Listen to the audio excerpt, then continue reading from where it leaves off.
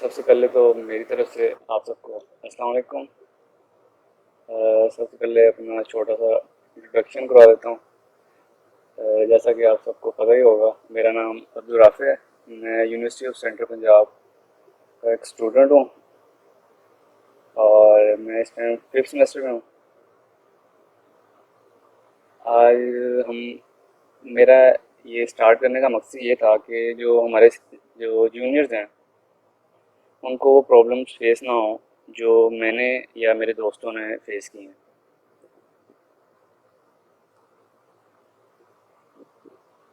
मेरे साथ मेरा दोस्त है मोइज़, जो थ्रू आउट मेरे साथ होगा। आपके जितने भी क्विज़ेज़ या असाइनमेंट्स या असेसमेंट्स होंगी वो बनाएगा।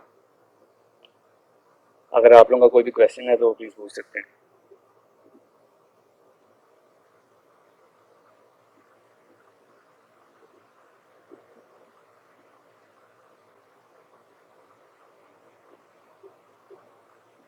अगर कोई क्वेश्चन नहीं भी है तो फिर भी बता दें। नो सर, कोई क्वेश्चन नहीं है। ठीक है। आप लोगों को स्क्रीन शो हो रही है सबको? यस सर, हो रही है। और सबसे पहले तो मुझे सर कहना बंद कर दें। मैं भी आपकी तरह का एक स्टूडेंट हूँ, भाई कह सकते हैं आप सब मुझे। ओके अ, सर, आपको करनी चाहिए। अ, आज जो जो हमारे टॉपिक्स हैं वो, सबसे पहले तो मैं आप लोगों से ये पूछना चाहूँगा कि आप लोग सबने, कोई ऐसा तो नहीं है जिसने बिल्कुल ही सी प्लस प्लस ना पढ़ी हो? अगर कोई है तो वो भी बता दे। मेरा ख्याल है आप लोग में सारे वो होंगे जो कुछ ना कुछ पढ़ के आए होंगे पहले 2 सेमेस्टर या पहला सेमेस्टर।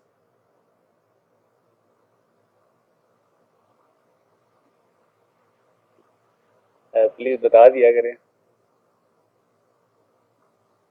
यस सर, थोड़ा बहुत पढ़ा हुआ जी है। सर। ठीक है, आज जो हमारी क्लास है बिल्कुल स्पीकर्स तो है इंट्रोडक्टरी तो। होगी, इसलिए इसका मैंने लेक्चर 0 रखा है इसका नाम। जिसमें हमारे टॉपिक्स ये होंगे, वेरिएबल्स और पॉइंटर्स के बारे में पढ़ेंगे हम। इनमें जो डेटा टाइप्स होंगी और कंडीशनल स्टेटमेंट्स, जो इफ एल्स होते हैं, और जो सी प्लस में लूप्स हैं, और ज़्यादातर जो आईटीसी में या पहले सेमेस्टर में बच्चों को इश्यूज होते हैं वो स्कोप से रिलेटेड होते हैं या फंक्शंस की कॉलिंग के होते हैं। ज़्यादातर यूनिवर्सिटीज़ कुछ करवा देती हैं पहले सेमेस्टर में, कुछ नहीं करवाती हैं। मैंने फर्स्ट सेमेस्टर में पढ़ लिया था फंक्शंस, और मैं भी यही प्रेफर करूँगा कि आप लोगों भी शुरू में ही फंक्शंस पढ़ लें, बाद में इजी होगा। यस सर, हमने सेकंड सेमेस्टर में पढ़ा है फंक्शन। हाँ ठीक है, वो वेरी करता है। हमने ये फर्स्ट सेमेस्टर में पढ़ लिया था, बाद में इजी होता है आप अगर राफे भाई, फंक्शंस पहले पढ़े हों। अरेज पे भी थोड़ा फोकस कीजिएगा। अरे इसका टॉपिक हमारा नेक्स्ट होगा, नेक्स्ट लेक्चर में। ओके। सबसे पहले ये वेरिएबल्स। अब ज़्यादा मैं अब आप लोगों को क्या बताऊंगा, वेरिएबल्स आप लोगों ने ज़्यादा पढ़े हुए हैं। आप कोई भी मेमोरी लोकेशन होती है पीछे आपके कंप्यूटर में, वो अगर आप वेरिएबल कोई भी बनाते हैं तो उसको एक स्पेसिफिक मेमोरी लोकेशन एलोकेट हो जाती है। अब उस मेमोरी लोकेशन पे आप कोई भी डाटा रखवा सकते हैं, लेकिन वो किस टाइप का डाटा होगा वो आपको पहले डिफाइन करना होगा। कुछ प्रोग्रामिंग लैंग्वेज होती हैं उसमें आपको डिफाइन नहीं करना होता, ज़रूरत नहीं होती। जैसे पाइथन में आपको डाटा टाइप जो होती है उसकी, कि किस टाइप का डाटा आपने उसके अंदर रखवाना है, वो पहले से उसको डिफाइन करने की ज़रूरत नहीं होती। लेकिन सी प्लस प्लस में आपको पहले बताना होता है कि ये जो वेरिएबल है जिसके अंदर आपने डाटा रखवाना है, या आपने कोई लोकेशन मेमोरी से लेनी है, ये रिजर्व करनी है लोकेशन, ये इस वेरिएबल के लिए लोकेशन है, तो आपको पहले बताना पड़ेगा कि उसका डाटा टाइप क्या है। तो उस वेरिएबल का नेम लिखेंगे और इक्वल टू, और उसके बाद वैल्यू का नाम या जो भी डाटा होगा हम वो रखेंगे उसके अंदर। नेक्स्ट हमारे पास पॉइंटर्स हैं। पॉइंटर जिस तरह वेरिएबल जो होता है वो, उसके अंदर हम डाटा रखवाते हैं। तो मैंने अभी आपसे थोड़ी देर पहले बात की जिसमें मैंने बताया कि मेमोरी में से आपके लिए कोई मेमोरी रिजर्व हो जाती है। प्रोग्राम तो जो मेमोरी रिजर्व होती है, प्लीज़ क्या नाम है, म्यूट कर दें अपना माइक।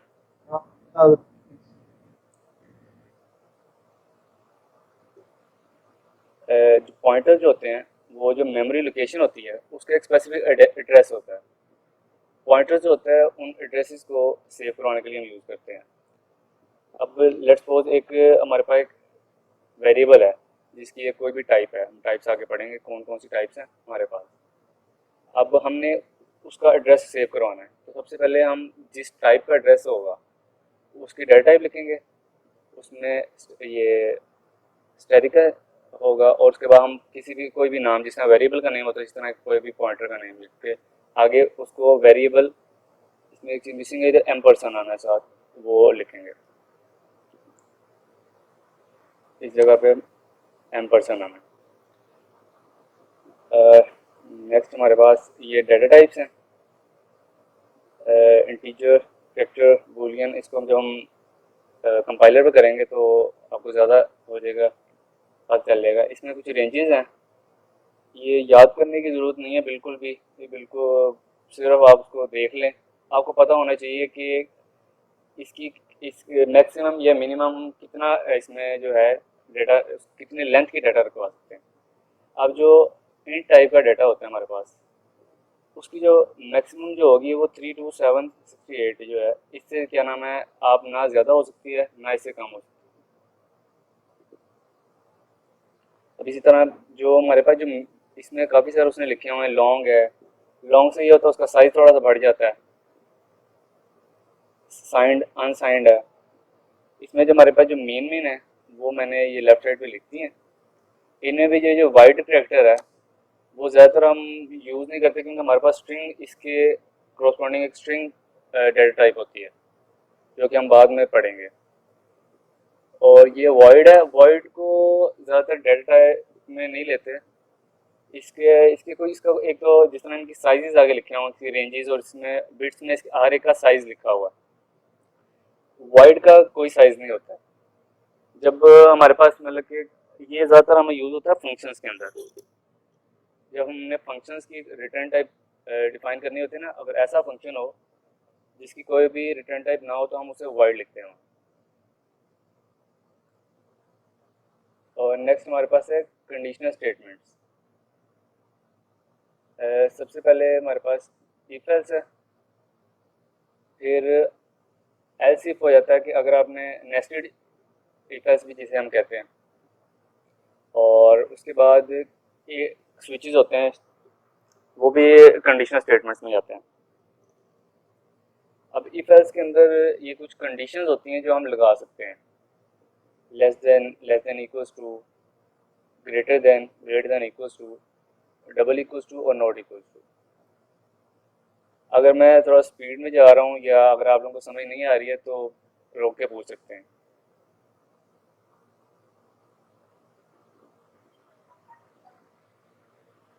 सर नो जो आप सर, पॉइंटर्स का बता रहे थे, किस चीज़ का? जो आप पॉइंटर्स का बता रहे थे, पॉइंटर्स? पॉइंटर्स का, हाँ जी।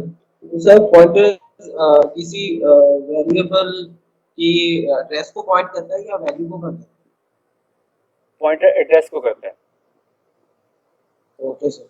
लेकिन अगर हम उसे डीरेफर करते हैं, मैं आपको जब हम कंपाइलर पे जाएंगे ना, इसको मैं डिटेल में आपको बताऊंगा कि ये किस तरह काम कर रहा ओके सर। है। नेक्स्ट हमारे पास जो है वो लूप्स हैं। जब भी हमने किसी काम को ना बार बार करना हो, इसमें रिपीटिशन हो हमारे पास, तो हम वहाँ लूप्स को यूज़ करते हैं। सबसे पहले हमारे पास फॉर लूप है जिसके अंदर इनिशियलाइजेशन होती है पहले, फिर हम उसकी कंडीशन लिखते हैं और इंक्रीमेंट और डिक्रीमेंट लिखते हैं। इसका जो हमारे पास फ्लो होता है ना फॉर लूप का, वो होता है सबसे पहले वो इनिशियलाइजेशन पे जाता है, फिर वो कंडीशन पे जाएगा, फिर वो बॉडी पे जाएगा। इसके अंदर हमारी, इसको बॉडी कहते हैं या कोड सेक्शन कहते हैं, जहाँ हम कोड लिखते हैं अपना इसके अंदर, और फिर वो बाद में इंक्रीमेंट और डिक्रीमेंट पे जाएगा। उसके बाद हमारे पास व्हाइल लूप है, जिसमें सिंपल आप कंडीशन देते हैं, अगर वो कंडीशन ट्रू होगी तो ये व्हाइल लूप चलता रहेगा, अगर फॉल्स होगी तो ये रुक जाएगा। फॉर लूप जो ज़्यादातर हम यूज़ करते हैं वो उस वक्त करते हैं जब हमें पता हो कि हमने ज़्यादा से ज़्यादा भी इतनी दफ़ा तो हमने ये रिपीटेशन करनी है, ये हमें कंफर्म हो कि इतनी दफ़ा होगी, तो हम फॉर लूप यूज़ करते हैं।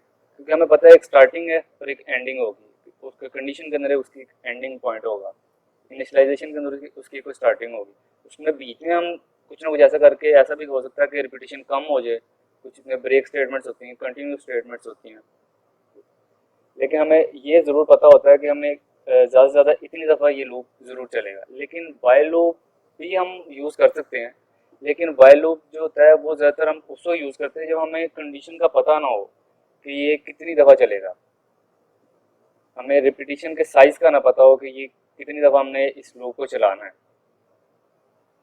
तो हम वाइल लूप यूज़ करते हैं। डू वाइल लूप भी बिल्कुल ही वाइल लूप की तरह है, लेकिन इसमें ये चीज़ होती है कि जो उस लूप के अंदर कोड सेक्शन होता है ना, जो कोड में हम लिखते हैं, वो एट लीस्ट एक दफ़ा तो चलता ही चलता है। इस जगह पे हम जो चीज़ लिखेंगे ना, वो एक दफ़ा तो चलेगी चलेगी, उसके बाद वो कंडीशन चेक करेगा, अगर कंडीशन ट्रू होगी तो वो दोबारा चलेगी, नहीं तो वो बाहर आ जाएगा।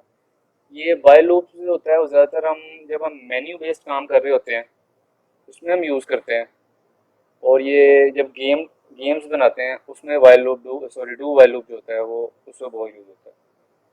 इससे रिलेटेड कोई क्वेश्चन हो तो पूछते हैं।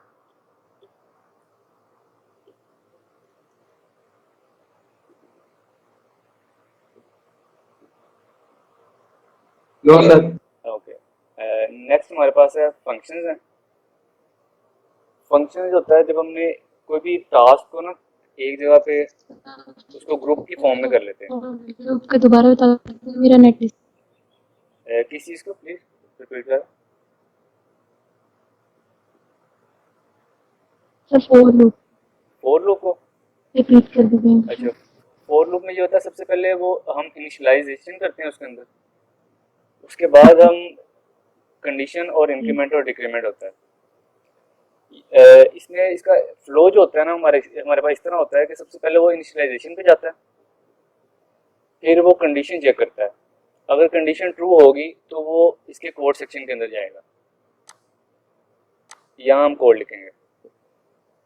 अब उसने कोड एग्जीक्यूट कर लिया जो इस ब्रैकेट्स के अंदर था, फिर वो दोबारा क्या नाम है उसके अंदर जाएगा इंक्रीमेंट या डिक्रीमेंट, जो हमने उधर लिखा होगा, या इंक्रीमेंट हो रहा होगा या डिक्रीमेंट हो रहा होगा, वो इंक्रीमेंट या डिक्रीमेंट करेगा और फिर दोबारा क्या नाम है कंडीशन पे जाएगा, और ये उस वक्त तक चलता रहेगा जब तक ये हमारी कंडीशन ट्रू रहेगी। और इसमें जो एक चीज़ मैंने बताई, ये चीज़ बताई थी कि फोर लूप हम उसको यूज़ करते हैं जब हमें पता हो कि हमारी रिपीटेशन ज़्यादा से ज़्यादा इतनी दफ़ा तो चलेगी चलेगी।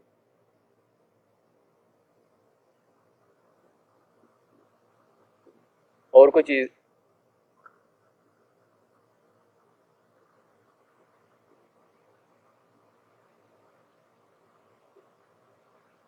सर डू वाइल में अगर कंडीशन फॉल्स भी हो लेकिन एक दफा एग्जीक्यूट लाजमी होगा, हाँ है जी, ऐसे वो ही? एक दफ़ा एग्जीक्यूट लाजमी होगा।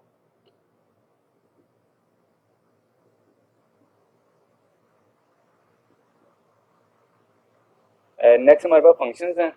जब हम ज़्यादा सारी स्टेटमेंट्स को इकट्ठा करके ना उसमें एक स्पेसिफिक टास्क परफॉर्म करना हो, उसको हम एक ही जगह पे इकट्ठा करके ग्रुप बना देते हैं और उसको हम फंक्शन का नाम दे देते हैं।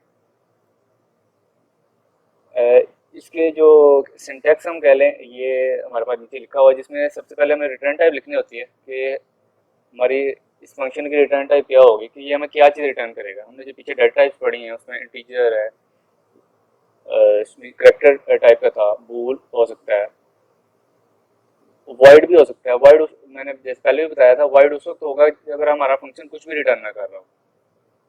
ऐसा हो सकता है कि हमने ऐसा फंक्शन बनाया हो जो सिर्फ कोई ना कोई चीज़ प्रिंट कर रहा हो, तो वो हम वहाँ वाइड रिटर्न करेंगे और फिर हमें यहाँ रिटर्न करने की ज़रूरत नहीं होगी।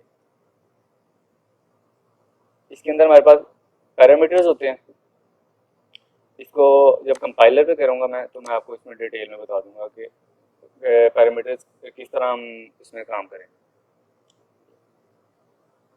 आगे हम इसमें स्कोप की बात करेंगे, ये भी आपको उस पर कंपाइलर पे पता चलेगा, और कॉल बाय रेफरेंस और कॉल बाय वैल्यू होगी।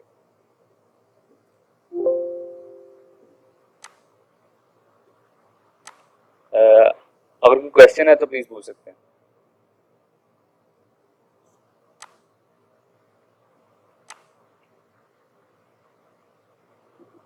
ये मैंने पहले से बना के रखा हुआ था कि टाइम वेस्ट ना हो।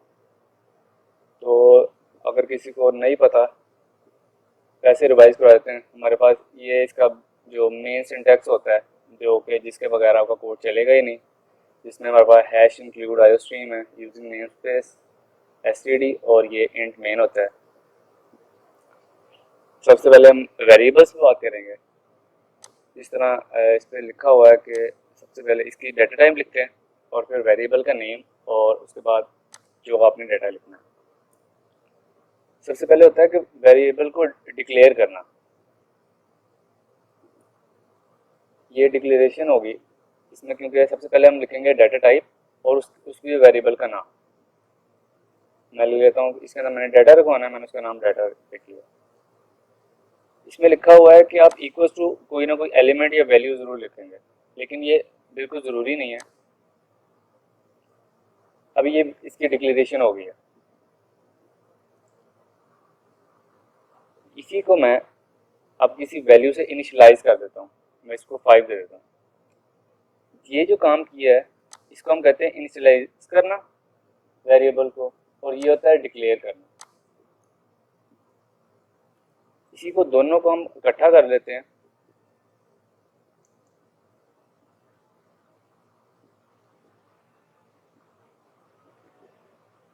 ये दोनों काम हमने इकट्ठे कर दिए, जिसमें हमारे पास वैल्यू इनिशियलाइज भी हो गई है और डिक्लेयर भी हो गई है। अब ये किस तरह बैकएंड पे कैसे काम कर रहा होगा, जब मैंने डाटा लिखा है ना ये चीज़, तो उसमें हमने एक चीज़ पढ़ी थी कि इंट का जो साइज़ होता है वो 16 बिट्स होता है, जो कि अगर हम बाइट्स में देखें तो वो 4 बाइट्स होगा। ये बिल्कुल डीएलडी ये वाला कोर्स आया था, अगर आपने पढ़ा हुआ है। नहीं भी पढ़ा हुआ तो इसमें आप नेट पे सर्च कर सकते हैं। मैंने यहाँ इसकी मेमोरी एक मिनट, ये कुछ इस तरह की मेमोरीज लोकेशंस होती हैं ना, बैकएंड पे हमारे पास पड़ी होती हैं। जब मैंने एक इंट डाटा लिखा ना, तो ये देखो, ये जो एक ब्लॉक है ना वो एक बिट को एक बाइट को रिप्रेजेंट कर रहा है। उसका इस मेमोरी लोकेशन के लिए एक एड्रेस है, मैंने ये लिखा हुआ है। एक एड्रेस हाँ चेंज भी हो सकता है, ये सिर्फ हमने एक रैंडम सा कोई मैंने कोई एड्रेस ले लिया कि इस जो बिट का जो एड्रेस है ना वो ये सॉरी बाइट का। अब वो क्या करता है, जब मैंने डाटा लिखा ना तो उसने ये वाला जो 4 ब्लॉक्स है ना वो इंट डाटा के लिए फिक्स कर दिए। अब इसके अंदर जो डाटा होगा वो किस तरह, इसके अंदर ये हमारे पास तो 4 ब्लॉक्स आ रहे हैं, और वो किस तरह उसके अंदर रखेगा वो हमारा कंसर्न नहीं है, क्योंकि ये कंप्यूटर आर्किटेक्चर में आता है। तो हमें मेन चीज़ हमें ये पता होना चाहिए कि पीछे इसकी एड्रेसिंग होती है हर ब्लॉक का, इसको हम मतलब कि ब्लॉक कहेंगे। जो भी वेरिएबल होगा वो बैकएंड पे एक ब्लॉक बन जाएगा और उसका कोई स्टार्टिंग एड्रेस होगा। उसका ये देखो ना, एड्रेस तो इसकी 4 हैं, लेकिन जो हमारे पास मेन एड्रेस होगा स्टार्टिंग होगा। जो अब मैंने एक डाटा वेरिएबल बनाया था और एक डाटा एक्स बनाया था, अब वो ऐसा भी हो सकता है उसे जहाँ जगह मिले। ये ऐसा नहीं होगा कि ज़रूरी नहीं है कि अब अगर डाटा को ये जगह मिली है तो ज़रूरी नहीं है डाटा एक्स को यही मिले। ऐसा हो सकता है कि इस जगह पे पहले कोई डाटा पड़ा हो, वो यहाँ डाटा एक्स को यहाँ दे दे। ये कोई ज़रूरी नहीं है कि वो बिल्कुल साथ साथ ही डाटा को एड्रेसेस देगा। इससे रिलेटेड कोई क्वेश्चन है आप लोगों?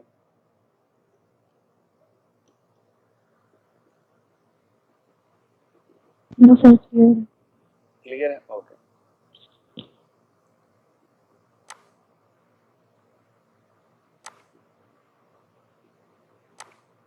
उसके बाद होता है कि अगर हमने कोई चीज़ कंसोल पे प्रिंट करवानी है तो उसके लिए हम सी आउट यूज़ करते हैं।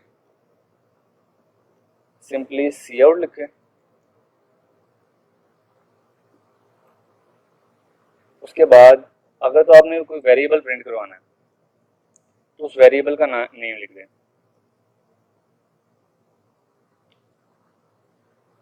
तो वो सिंपली स्क्रीन पे कंसोल पे प्रिंट हो जाएगा।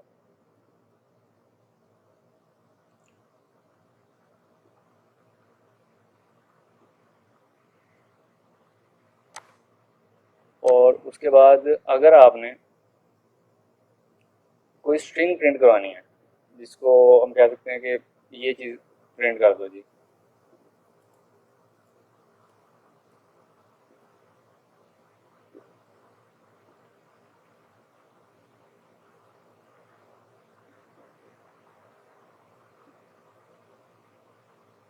ये अच्छा, ये मैंने पहले चलाया था, स्लो था, ये उसने 5 प्रिंट कर दिया जो पहले हुआ था। इसको दोबारा एग्जीक्यूट करते हैं।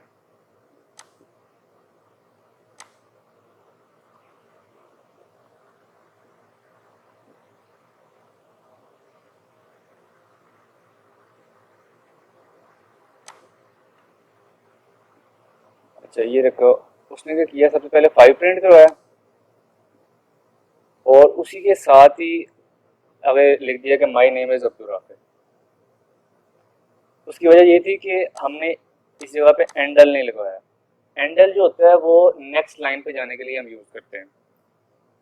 मैंने इस स्टेटमेंट पे एंडल लगाया था, तो उसने क्या किया, ये जो प्रेस एनी किया उसको नेक्स्ट लाइन पे ले गया। ये होता है कि स्क्रीन पे अगर आपने कोई चीज़ प्रिंट करवानी है, नेक्स्ट हमारे पास अगर हमने यूज़र से कोई चीज़ इनपुट लेनी है, तो वो उसके लिए हमारे पास सीन होता है। अब मैं कोई वेरिएबल डिफाइन करता हूँ चार टाइप का, और फिर मैं कहता हूँ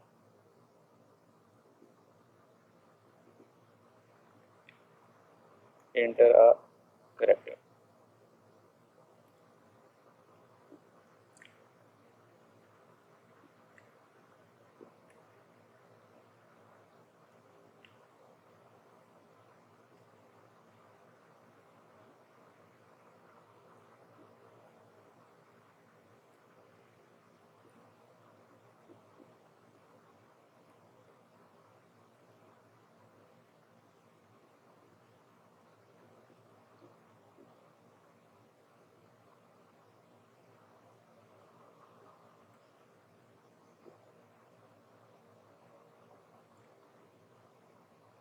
यहाँ उसने स्पेलिंग मिस्टेक है, चले कोई बात नहीं। एंटर अ करेक्टर,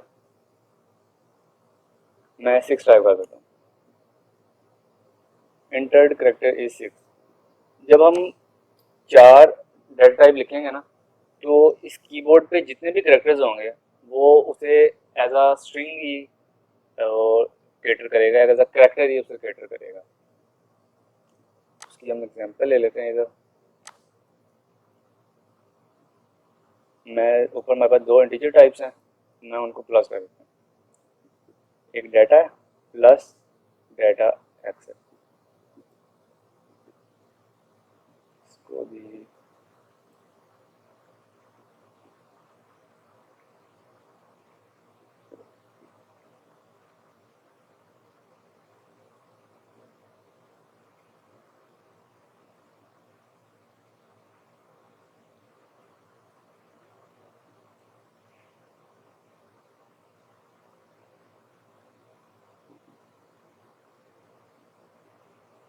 अच्छा वो भी अच्छा वो इनपुट मांग रहा है यहाँ पे 7 देते हैं। हमारे पास सबसे पहले डाटा के अंदर 5 था और डाटा एक्स के अंदर 6 था। उसने पहले 5 प्रिंट करवाया जो डाटा मैंने लिखा था, फिर प्लस का साइन और फिर डाटा एक्स और इक्वल टू का साइन, और उन दोनों को प्लस करके आगे प्रिंट करवा दिया।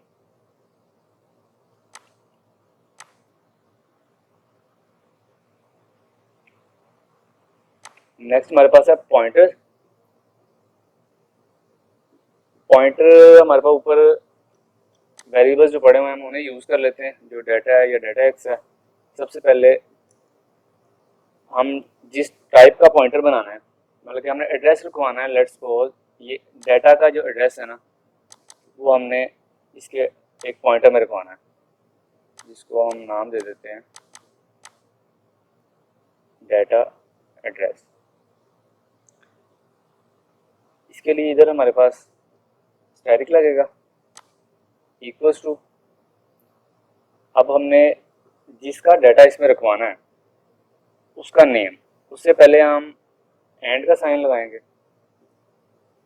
और सब आगे डाटा। चलिए अब देखते हैं कि डाटा एड्रेस को प्रिंट करके देखते हैं कि हमारे पास क्या आता है।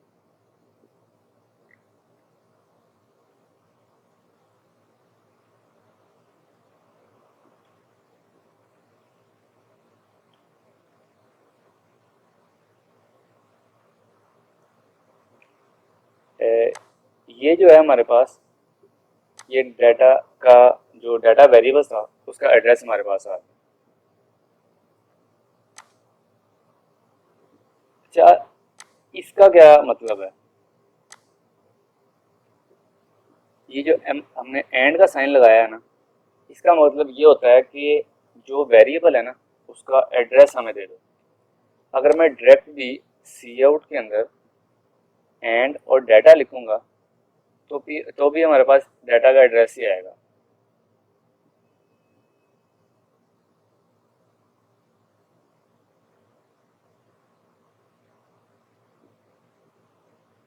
ये देखो, दोनों का एड्रेस सेम है, क्योंकि ये भी डाटा के एड्रेस को शो कर रहा है और डाटा एड्रेस के अंदर भी हमने डाटा का एड्रेस ही रखा हुआ है, जो डाटा हमारे पास वेरिएबल है। अब एक और चीज़, अगर हमने जो डाटा पे जो डाटा टाइप हमने डाटा नेम का वेरिएबल है जो हमारे पास, उसके अंदर जो वैल्यू या एलिमेंट पड़ा हुआ है उसको प्रिंट कराना हो तो हमारे पास सिंपल है, उसको डाटा लिख देते हैं हम, तो हमें वो प्रिंट हो जाएगा।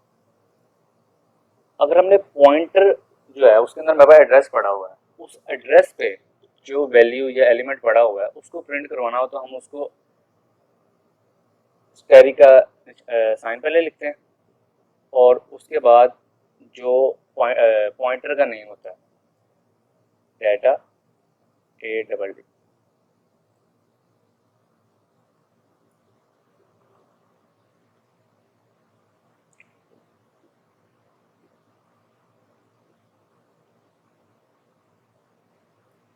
ये देखो, दोनों पे उसने 5 प्रिंट करवाया, एड्रेस भी सेम है और उसने जो वैल्यू पड़ी हुई थी वो भी सेम है, क्योंकि इसने इसने इसने क्या किया है,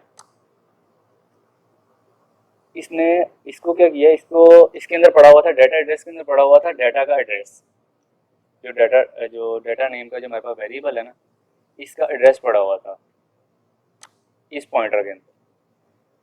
जब हमने स्टैरिक लगाया तो उसने उसको डी रेफर किया और उस एड्रेस पे जाके उसको जो वैल्यू पड़ी हुई थी ना वो गेट करके लेके आता है, अगर हम पॉइंटर पे के साथ ये स्टैरिक का साइन लगा दें। अब एक और चीज़ करके देख लेते हैं, स्टैरिक डाटा एड्रेस 4 और सी आउट डाटा।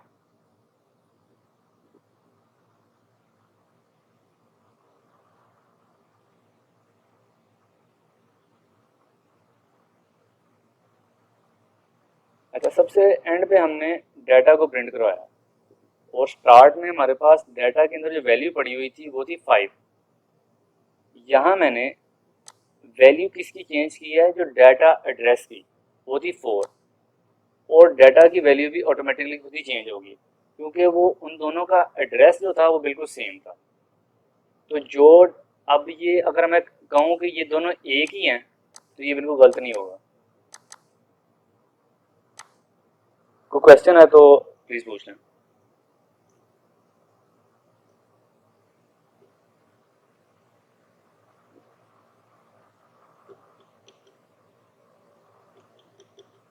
अगर नहीं भी है तो प्लीज़ बता दें।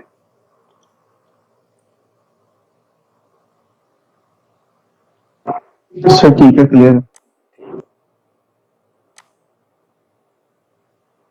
ज़्यादातर जो होता है पॉइंटर का कंसेप्ट जो टीचर्स होते हैं वो उस वक्त देते हैं जब हमें अरेज पढ़नी होती है। मेरे ख्याल में एड्रेसिंग जो होती है वो हमें पहले ही पता होनी चाहिए कि बैकएंड में एड्रेसिंग हो कैसे रही है।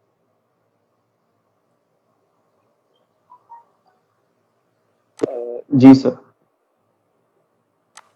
इसको मैं कमेंट कर देता हूँ और नेक्स्ट हमारे पास कंडीशन है।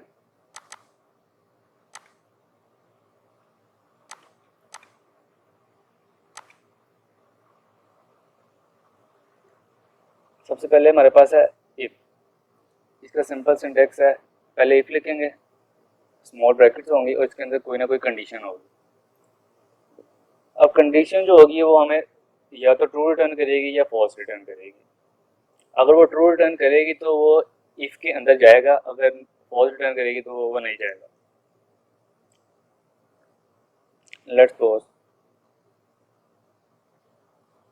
मैं यहाँ यस लिख देता हूँ, ये यस उसको प्रिंट करेगा जब ये ट्रू होगा। और हमारे पास इसके अंदर C++ के अंदर एक इंस्ट्रक्शन होती है जिसे कहते हैं हम ट्रू। और मैं डायरेक्ट ट्रू लिख दूँ तो अब इसको ट्रू ही मिलेगा। या ट्रू जो होता है, मैं कमेंट में लिख देता हूँ, ट्रू जो होता है और वो 1 सेम चीज़ है। अगर मैं यहाँ 1 भी लिख दूंगा तो वो भी ट्रू ही होगा।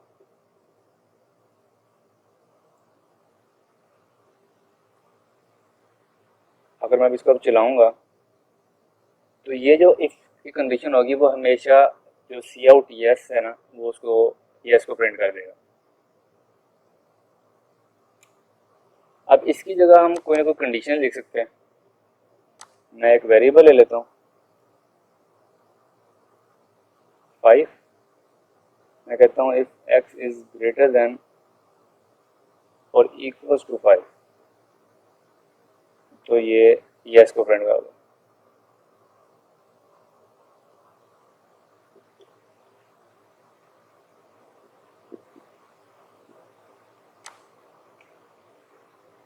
देखो ग्रेटर वाली कंडीशन फॉल्स हुई, लेकिन इक्वल्स वाली जैसे ट्रू हुई उसे और उसने क्या नाम है यस को प्रिंट कर दिया।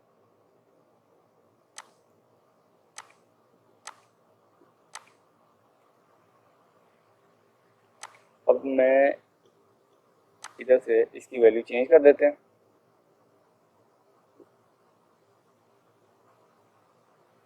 4 करते हैं।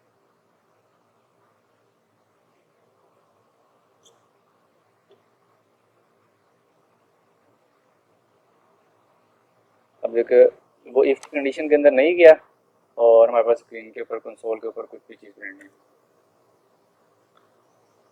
अब मैं चाहता हूँ कि अगर x से ग्रेटर देन 5 हो तो यस प्रिंट हो जाए, अदरवाइज नो प्रिंट हो।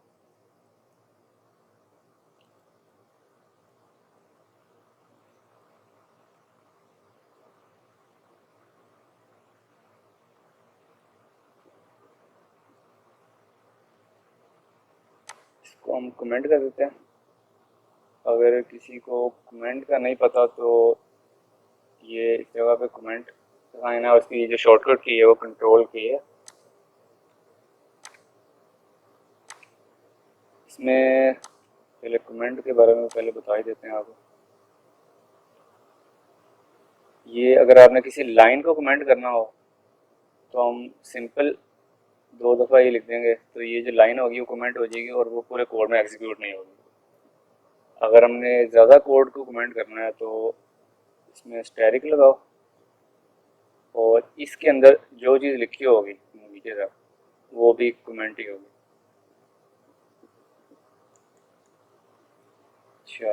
अच्छा वो मैंने एक और चीज़, जब तक कोई वेरिएबल डिक्लेयर नहीं हुआ होगा ना तो उस वक्त तक हम उसको यूज़ नहीं कर सकते। पहले एक्स ने डिक्लेयर किया हुआ था तो वो हमें यूज़ करने दे रहा था, क्योंकि अब उसे मैंने कमेंट कर दिया है, अब वो इस कोड का पार्ट नहीं है, वो एग्जीक्यूट नहीं होगा। तो उसने मुझे अब एक्स में एरर दे रहा है कि एक्स इज़ अनडिफाइंड। तो मैं इसी को ऊपर डिफाइन कर लेते हैं। चलो इसका एग्जीक्यूट करते हैं कोड को।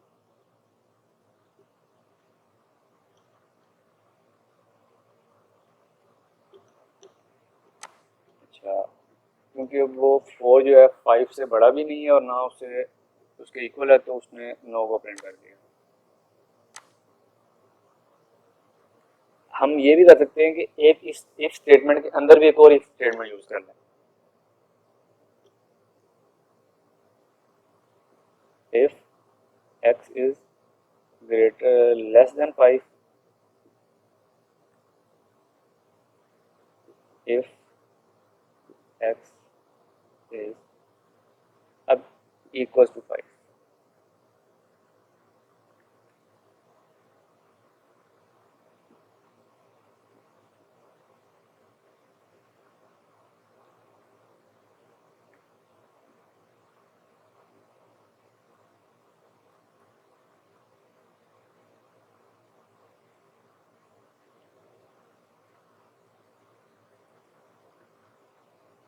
अब मैं एल्स में लिखता हूँ सी आउट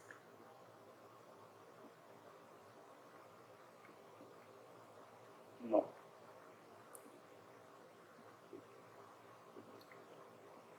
अच्छा, इसमें क्या होगा, वो सबसे पहले इस इफ कंडीशन को देखेगा. अगर तो ये ट्रू होगी तो वो इसके अंदर जाएगा, फिर वो इस कंडीशन को चेक करेगा. अगर वो ट्रू होगी तो इसको प्रिंट करेगा. लेकिन अगर वो ट्रू नहीं होती तो वो किसी भी चीज़ को प्रिंट नहीं करेगा,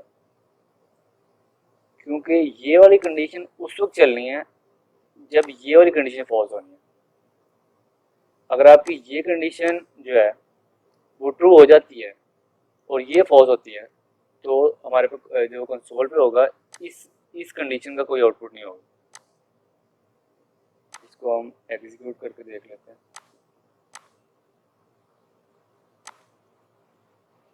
लेट्स सपोज मैं 5 देता हूँ.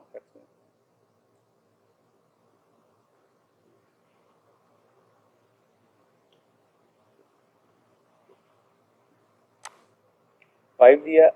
5 जो है वो 6 से ग्रेटर नहीं है, तो उसने सिंपली जो एल्स की स्टेटमेंट थी उसके अंदर गया और उसने सी आउट नो कर दिया.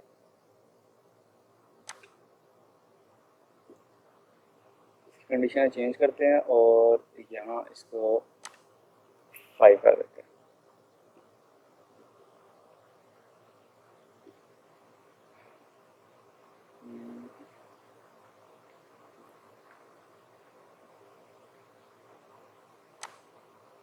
क्योंकि उसने इस कंडीशन को ट्रू किया तो वो इस इफ के अंदर आया. आगे वो x डबल इक्वल्स टू 5. एक होता है सिंपल इक्वल्स टू 5, वो होता है हम असाइनमेंट जब करते हैं, किसी वेरिएबल को वैल्यू असाइन करनी हो. हमारे पास डबल इक्वल्स टू होता है, हमने लेफ्ट साइड और राइट साइड को कंपेयर करना हो कि ये दोनों इक्वल हैं कि नहीं, तो हम डबल इक्वल्स टू यूज़ करते हैं. अच्छा, अब मैं वैल्यू इसमें देता हूँ 6, जो कि हमें जो ये वाली कंडीशन है वो उसको ट्रू करेगा, इसको फॉल्स करेगा. देखते हैं क्या कंसोल पे क्या प्रिंट होता है.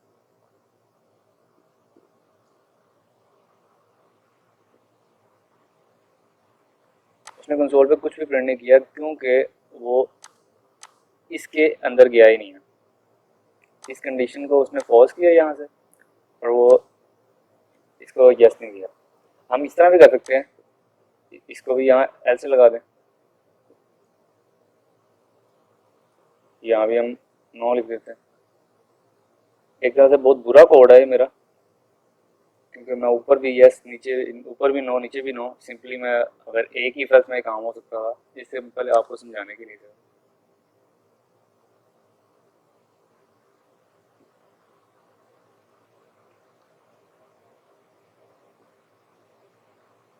अब उसने नो प्रिंट किया. अब ये कौन से वाला नो है, ये वाला है कि ये वाला है, ये अब आप लोग बताएंगे.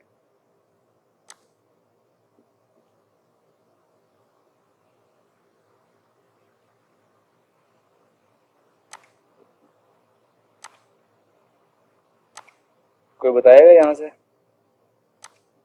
सर ऊपर वाला जो इफ पहले इफ के स्कोप पे था.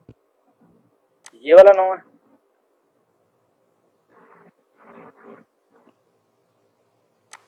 Yes sir. ठीक है, सही. उसके बाद हमारे पास होता है इफ एल्स और इफ.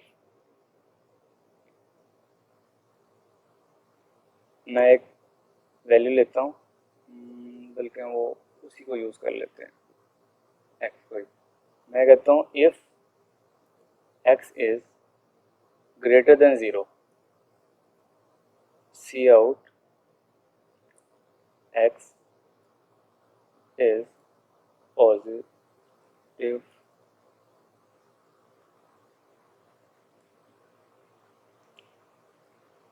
number.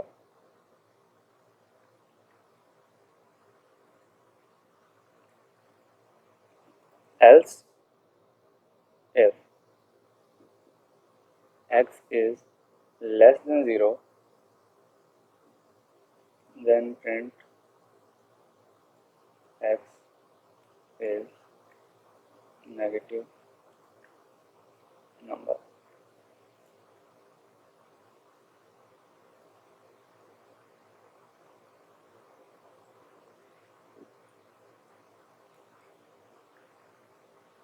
एल्स में हम लिख देते हैं कि ना तो वो नेगेटिव है ना पॉजिटिव है, तो वो x क्या है, वो x 0 है। अगर वो नेगेटिव भी नहीं होगा पॉजिटिव भी नहीं होगा तो न्यूट्रल होगा, जो कि हमारे पास 0 है।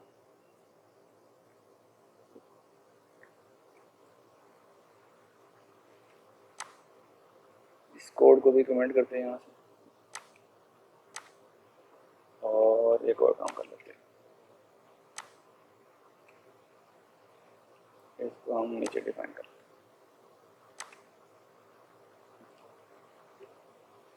अच्छा,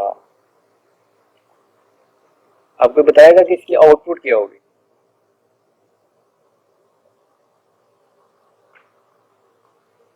पॉजिटिव आएगी और पॉजिटिव आएगी, और बाकी वो इसमें एक मजे की बात यह है कि वो बाकी जो दो कंडीशंस है ना, वो उसको चेक ही नहीं करेगी कि जब उसे पहली ट्रू मिल जाएगी ना, बाकी दोनों पे वो जाएगा ही नहीं। उसने इसको चेक किया, उसको यहाँ ट्रू मिला, उसने इसको इस कोड को एग्जीक्यूट किया और यहाँ से सीधा लाइन नंबर ये 60 पे आ जाएगा, इस लाइन पे आ जाएगा, और उससे नीचे अगर कोई कोड पड़ा होगा उसको एग्जीक्यूट करना शुरू कर देगा। सेम इसी तरह अगर मैं कोई नेगेटिव नंबर यहाँ दे देता हूँ, -6 कर लेते हैं, तो सबसे पहले वो ये चेक करेगा, ये कंडीशन उसे फॉल्स मिली, वो इस एल्स में जाएगा, एल्स में एक और इफ पड़ा हुआ है वो उसको चेक करेगा, वो उसे ट्रू मिला, उसने इसको एग्जीक्यूट किया और उसके बाद सीधा यहाँ से नीचे आएगा लाइन नंबर 60 पे, और इसके नीचे जितना भी कोड होगा उसे एग्जीक्यूट करेगा। अगर पहली दोनों कंडीशन फॉल्स हो जाती हैं तो वो सिंपली एल्स को एग्जीक्यूट कर देगा। यहाँ ये भी लिखा जा सकता है कि इफ एक्स इज, लेकिन मेरा नहीं ख्याल उसकी जरूरत है, वो आपको सेपरेटली बता देते हैं। हमारे पास इसको एक दफ़ा एग्जीक्यूट करके देख लेते हैं।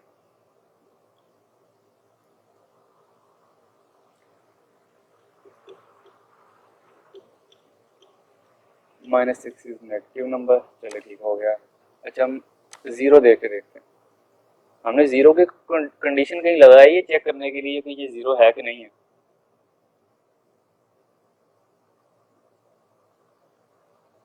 लेकिन वो फिर भी हमें बताएगा कि ये अगर उसमें वैल्यू 0 होगी, क्योंकि इन दोनों को फॉल्स होने के बाद उसे जो कंडीशन उसे मिलेगी ना, उसने उसको चला ही देना, वो जो मर्जी हो।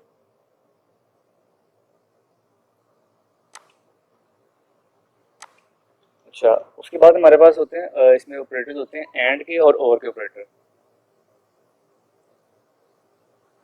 उनको देख लेते हैं।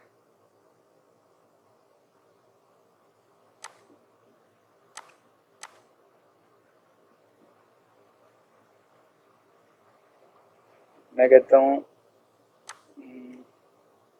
फिर मैंने इसको कमेंट कर दिया साथ ही, if x is greater than 5,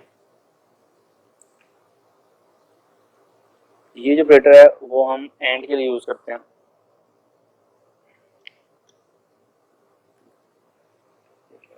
ठीक है,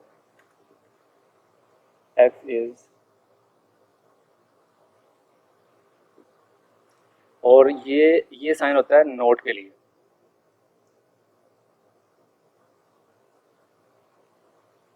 नोट इक्वल्स टू,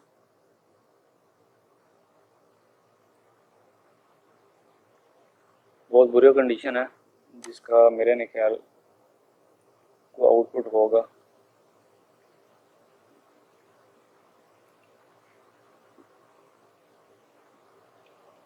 चलिए इसको एग्जीक्यूट करते हैं, क्योंकि x में 0 है तो ये एग्जीक्यूट होगी नहीं। तो हम x में 5 चेक करते हैं।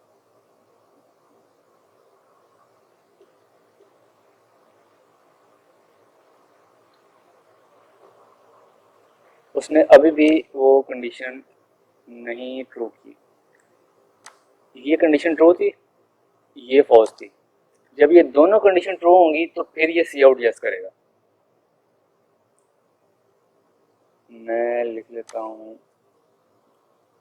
6।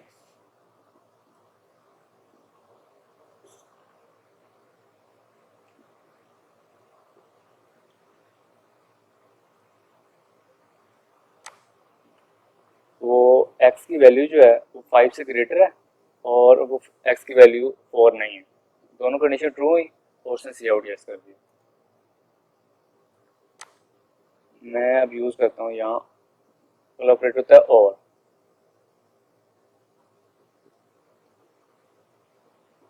मैं कहता हूँ कि या तो वो वैल्यू x से बड़ी हो या वो सॉरी 5 से बड़ी हो या 5 के इक्वल हो तो यस प्रिंट कर दे। एल्स में सी आउट नो।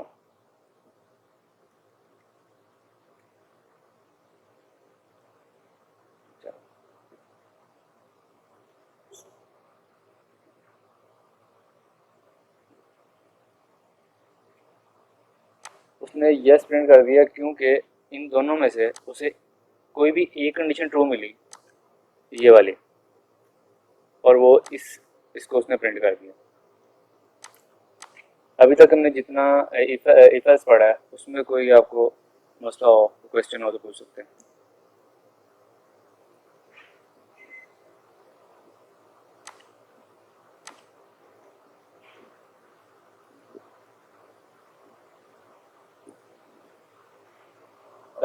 आप लोगों में से किसी ने पहले स्विचेस पढ़े हुए?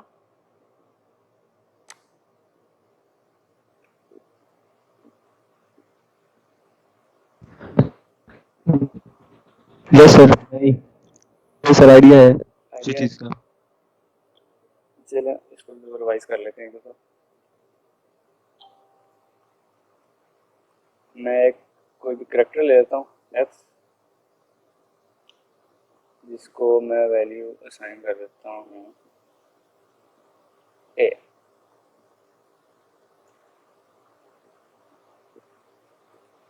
हमारे पास स्विच आ गया।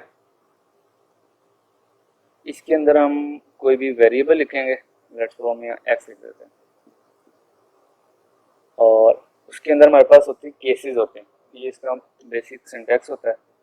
अब केस क्या है?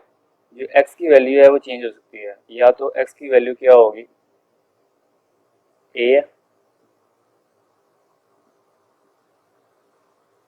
अगर जो x की वैल्यू है वो स्विच के अंदर आया, उसने देखा कि हमने किस कंडीशन के बेस पे हमने ये स्विचेस ऑन या ऑफ करना है, या किस स्विच के अंदर जाना है, किस केस के अंदर जाना है।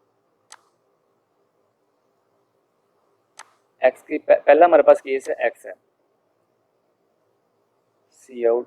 बल्कि हम एक और चीज़ को इसको इंटीजर करते हैं। अच्छा एक और चीज़ देखें, मैंने इंटीजर के अंदर एक करेक्टर दिखाया है, उसने मुझे कोई एरर नहीं दिया। एक मिनट पहले स्विचेस को छोड़ते हैं, इसको भी देख लेते हैं। अब एक्स में क्या पड़ा होगा,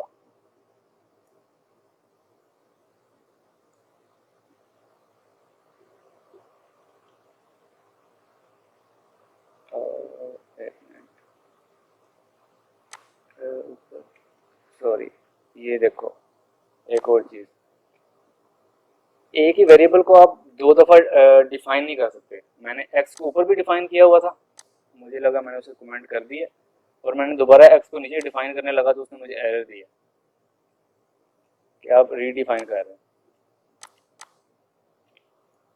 चले इसको यहाँ से वैसे ही उड़ा देते हैं। चलो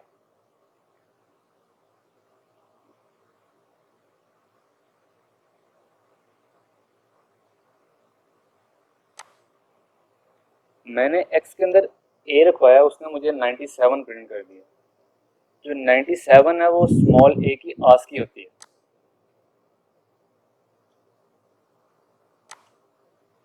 तो हम इस तरह कैरेक्टर्स की आस्की भी इंटीजर में रखवा सकते हैं।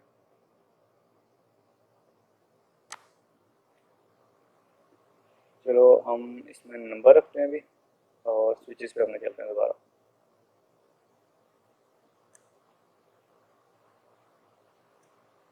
अच्छा, अब स्विचेस हमने किसकी बेस पे रखना है? वो एक्स वेरिएबल है। केस हमारे पास सबसे पहला है 1, ये इसका बेसिक सिंटैक्स है। ये ब्रैकेट्स होंगे उसके अंदर केस 1। अगर x की वैल्यू 1 है तो क्या करो, इस लाइन को एग्जीक्यूट कर दो।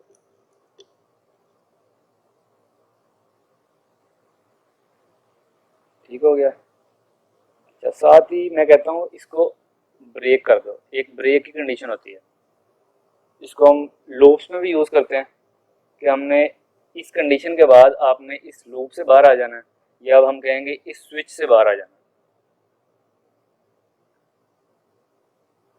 अब इसको एग्जीक्यूट करेंगे तो आपको सही समझ आ जाएगी।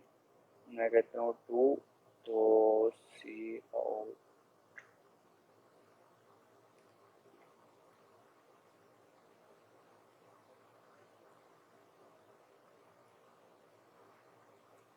सॉरी ब्रेक आना।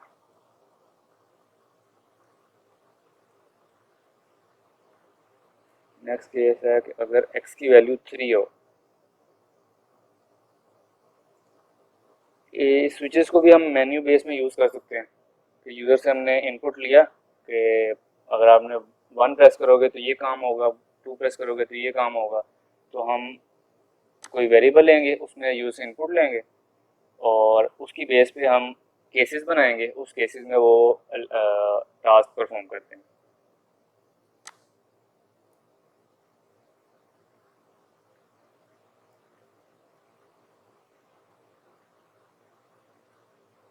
चलिए इतना ही रखते हैं अभी। ये डिफॉल्ट का काम कर रहा है। डिफ़ॉल्ट ये होगा कि अगर इनमें से कुछ भी नहीं है तो वो सिंपली ब्रेक कर देगा, या फिर आप इसमें से कुछ भी नहीं है या कुछ और लिख दो। मैं लिख देता हूँ, अगर नन लिख देता हूँ मैं। अगर ऊपर वाली कोई भी कंडीशन नहीं है, अगर x की वैल्यू 1 भी नहीं है, 2 भी नहीं है और 3 भी नहीं है, इन तीनों में से कोई भी नहीं मिलती उसे, तो वो डिफ़ॉल्ट में जाएगा। डिफ़ॉल्ट में जो चीज़ पड़ी होगी वो उसको एग्जीक्यूट कर देगा। बाय डिफ़ॉल्ट में ब्रेक पड़ा होता है कि मतलब स्विच से ही बाहर आ जाओ, तो वो स्विच से बाहर आ जाएगा। मैंने उधर लिख दिया नन। चलिए इसको अब एग्जीक्यूट करते हैं।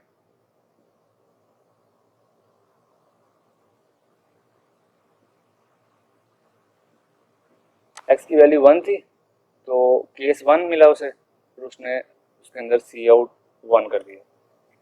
वैल्यू चेंज करके देख लेते हैं, 3 करते हैं।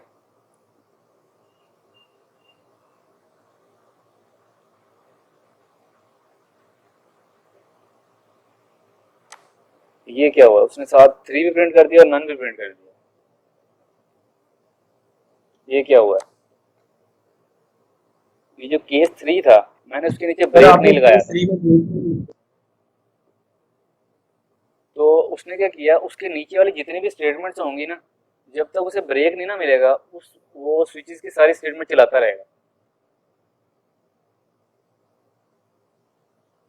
मैं चलो सारी इसमें से ना ये ब्रेक्स खत्म कर लेते हैं।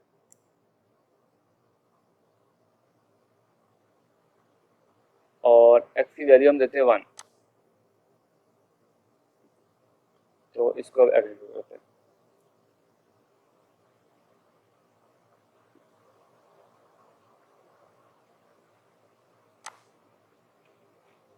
वन पे उसे ब्रेक मिला, नीचे जहां मर्जी ब्रेक बेशक ना हो उसे कोई फर्क नहीं पड़ता, जहां उसे ब्रेक मिलेगा उसने स्विच से बाहर आ जाना।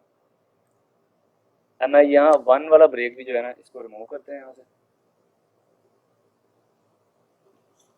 इसको दोबारा चलाते हैं।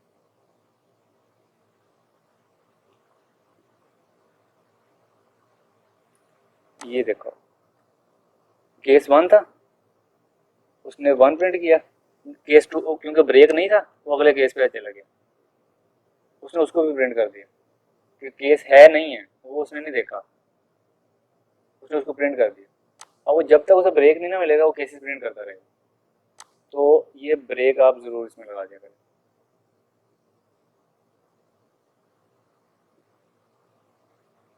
इसमें कोई आपको एक्सक्यूज मी सर, हाँ जी, सर कैरेक्टर के लिए भी एक दफा मतलब गाइड कर दें कि उसमें कैसे होगा। मतलब मुझे ना थोड़ा सा आइडिया वो ज़हन में नहीं आ रहा कि अगर हम कैरेक्टर के लिए सूट यूज करेंगे तो उसमें क्या होगा। केस 1 2 3 मतलब case A B C D में इसमें। वो भी देख लेते हैं। जी सर। मैं इसको अब मैं करेक्टर एक्स भी नहीं ले सकता, क्योंकि एक्स वेरिएबल जो है मैंने दोबारा पहले ऊपर लिया हुआ है, तो हम इसको वाई कर लेते हैं और इसके अंदर कोई करेक्टर लिख लेते हैं, कैपिटल ए। अब कंडीशन ए होगी, बी और ये सी होगी। इसको हम यहाँ से कमेंट कर देते हैं,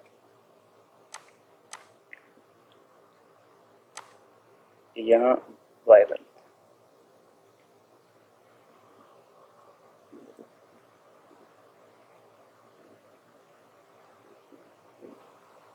बिल्कुल सेम उसी तरह काम करेगा, लेकिन हमें उसको डबल कोटेशन या सिंगल कोटेशन के अंदर लिखना होगा। केस के अंदर जो आगे हमने करेक्टर की वैल्यू होगी ना, जिसके साथ हमने उसको कंपेयर करना है, वो उसके अंदर लिखनी होगी।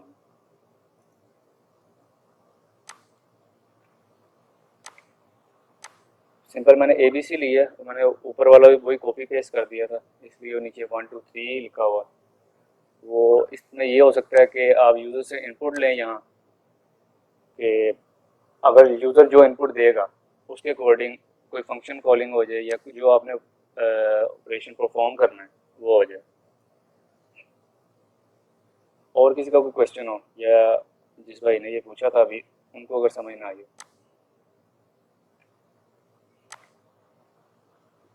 आगे सर समझ। ठीक है, और कोई?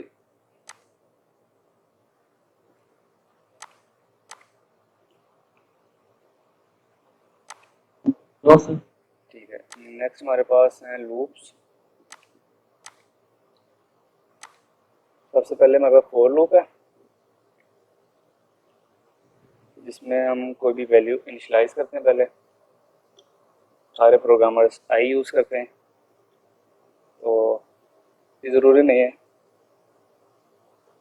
और मैं क्या कहता हूँ, आई इज़ लेस देन 5।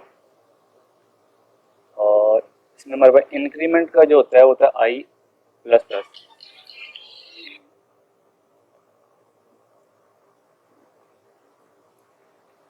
इससे क्या होगा, आई की वैल्यू के अंदर ना एक ऐड हो जाएगा।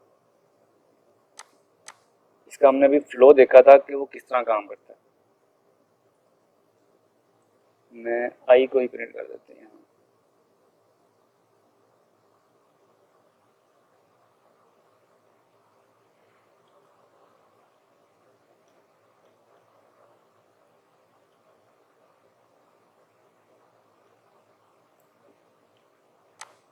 अच्छा, इसमें क्या होता है, सबसे पहले वैल्यू इनिशियलाइज हुई आई को 0, फिर उसने चेक किया कि आई की वैल्यू 5 से छोटी है, उसे ट्रू मिला, और वो अंदर जो ब्रैकेट्स के अंदर गया, उसके अंदर जो कोड लिखा हुआ था उसने उसको एग्जीक्यूट किया। वो था सी आउट आई, आई के अंदर वैल्यू थी 0, उसने 0 को प्रिंट कर दिया।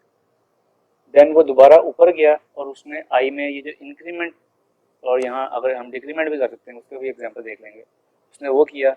और वो दोबारा कंडीशन पे गया, कंडीशन चेक की, अगर वो ट्रू है तो क्या नाम है, अंदर गया, एग्जीक्यूट किया। और इसी तरह जब आई की वैल्यू 5 पे पहुंच जाएगी, 5 इज़ नॉट लेस देन 5, वो फॉल्स हो जाएगा और वो इससे बाहर इस लाइन पे आ जाएगा।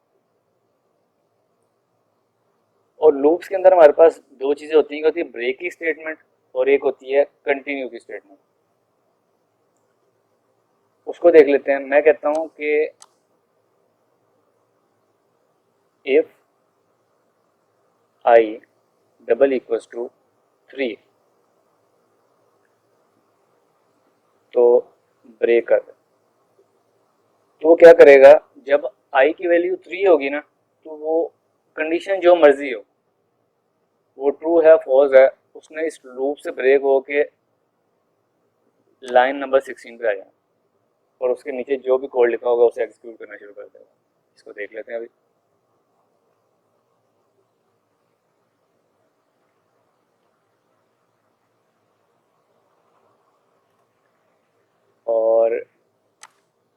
और एक और चीज़ होती है हमारे पास, कंटिन्यू।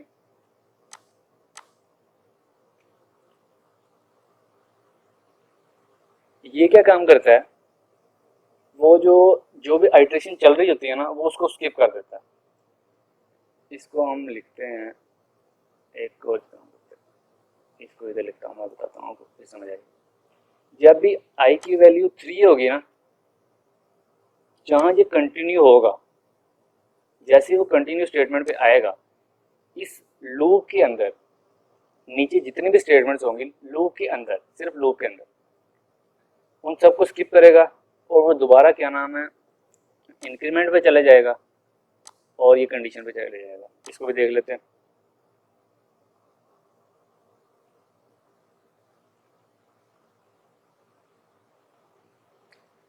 इसमें देखें आगे बाद 3 मिसिंग है। 3 इसीलिए मिसिंग है क्योंकि जैसे ही उसे 3 मिला, वो इसके अंदर गया, कंटिन्यू हुआ और उसने नीचे क्या नाम है, सी आउट आई को मिस करवाया और दोबारा ऊपर चले गया।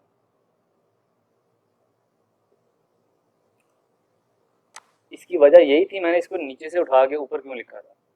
अगर मैं इसको दोबारा नीचे लिखूंगा तो इसका फायदा कोई नहीं होगा। ये देख लो, तो वो 3 भी प्रिंट करेगा। देखो, क्योंकि कंटिन्यू था लेकिन फिर भी 3 प्रिंट किया, क्योंकि उसने कंटिन्यू के जो नीचे स्टेटमेंट्स होंगी उन्हें मिस करवाना है। कंटिन्यू के ऊपर जो भी स्टेटमेंट होगी वो उसे प्रिंट करेगा, एग्जीक्यूट करेगा उसे। अब इसी तरह इसमें डिक्रीमेंट कर लेते हैं हम। मैं यहाँ 5 लिख लेता हूँ और जब तक आई की वैल्यू ग्रेटर देन 0 और आई में डिक्रीमेंट कर लेते हैं। इसको यहाँ से मूव करते हैं, इसको एग्जीक्यूट करते हैं।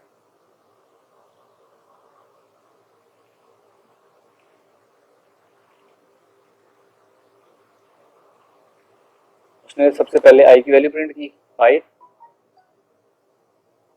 फिर उसमें कंडीशन चेक की और उसके बाद उसने इसको प्रिंट करवा दिया। उसके बाद सिंपल डिक्रीमेंट हुआ और सिंपली जिस वही जो उसका फ्लो था उसी फ्लो से ये चलता रहा जब तक ये कंडीशन जो है उसे ट्रू मिल रही है। नेक्स्ट हमारे पास है व्हाइल लूप। व्हाइल लूप को सिंपली ये कंडीशन चाहिए होती है। मैं कहता हूँ कि कंडीशन ट्रू हो और ये चलता रहे, लेकिन ये कभी करना नहीं चाहिए हमें। तो ये अगर मैं ये चीज़ कर दूंगा तो ये हमेशा ही चलता रहेगा। इसे कहते हैं इन्फिनिटी लूप चल जाना। जिस भी कोड में इन्फिनिट लूप होगा ना, जिस प्रोग्राम में, वो सबसे बुरा प्रोग्राम हम कहते हैं प्रोग्रामिंग में। तो हम कभी भी इसको यहाँ ट्रू नहीं करेंगे। हम यही कंडीशन जो ऊपर हमने यूज़ की हैं उनको नीचे यूज़ कर लेते हैं। आई इज इक्वल टू 0 और मैं कहता हूँ आई इज लेस देन 5 और आई यहाँ आई में प्लस प्लस कर देते हैं। अब इसको कमेंट करते हैं, बल्कि इसको भी चलते रहने देते हैं। यहाँ एक एंडल लगाते हैं।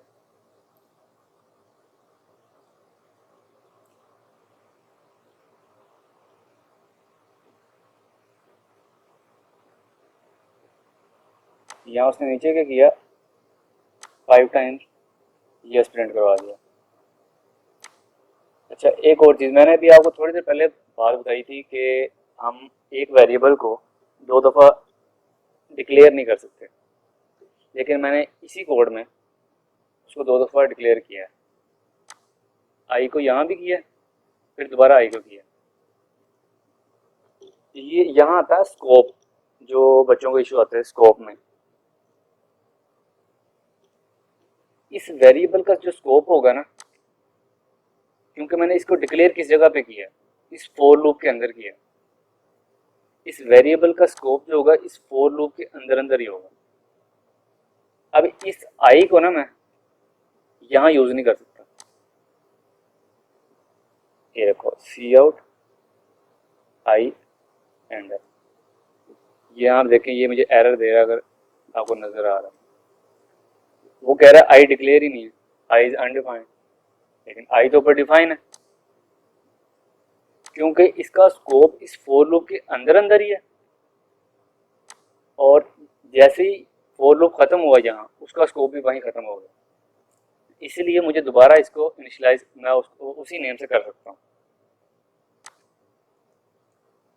इसी तरह अगर मैं फोर लूप पढ़ा रहा था, स्कोप में आ गया हूँ, चले अब बात कर रहे हैं तो इसको भी कंप्लीट कर लेते हैं। मैं यहाँ कोई कंडीशन लिख देता हूँ ट्रू, और मैं कोई वेरिएबल इसके अंदर डिक्लेयर करता हूँ।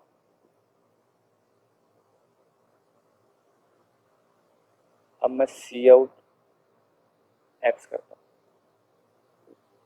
उसने अब मुझे एक्स पे भी एरर दे रहा, कह रहा है एक्स डिफाइन ही नहीं है, क्योंकि इस एक्स का स्कोप जो है इन ब्रैकेट्स के अंदर अंदर ही है।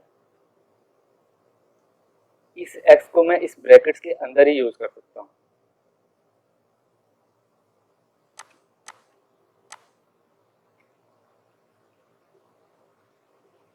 एक चीज होती है मेरे पास ग्लोबल वेरिएबल, जिनको हम यहाँ डिफाइन कर लेते हैं मेन से भी ऊपर।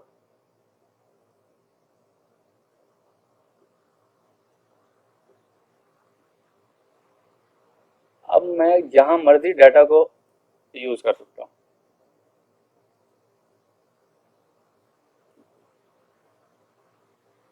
एक मिनट, सॉरी स्पेलिंग मिस्टेक।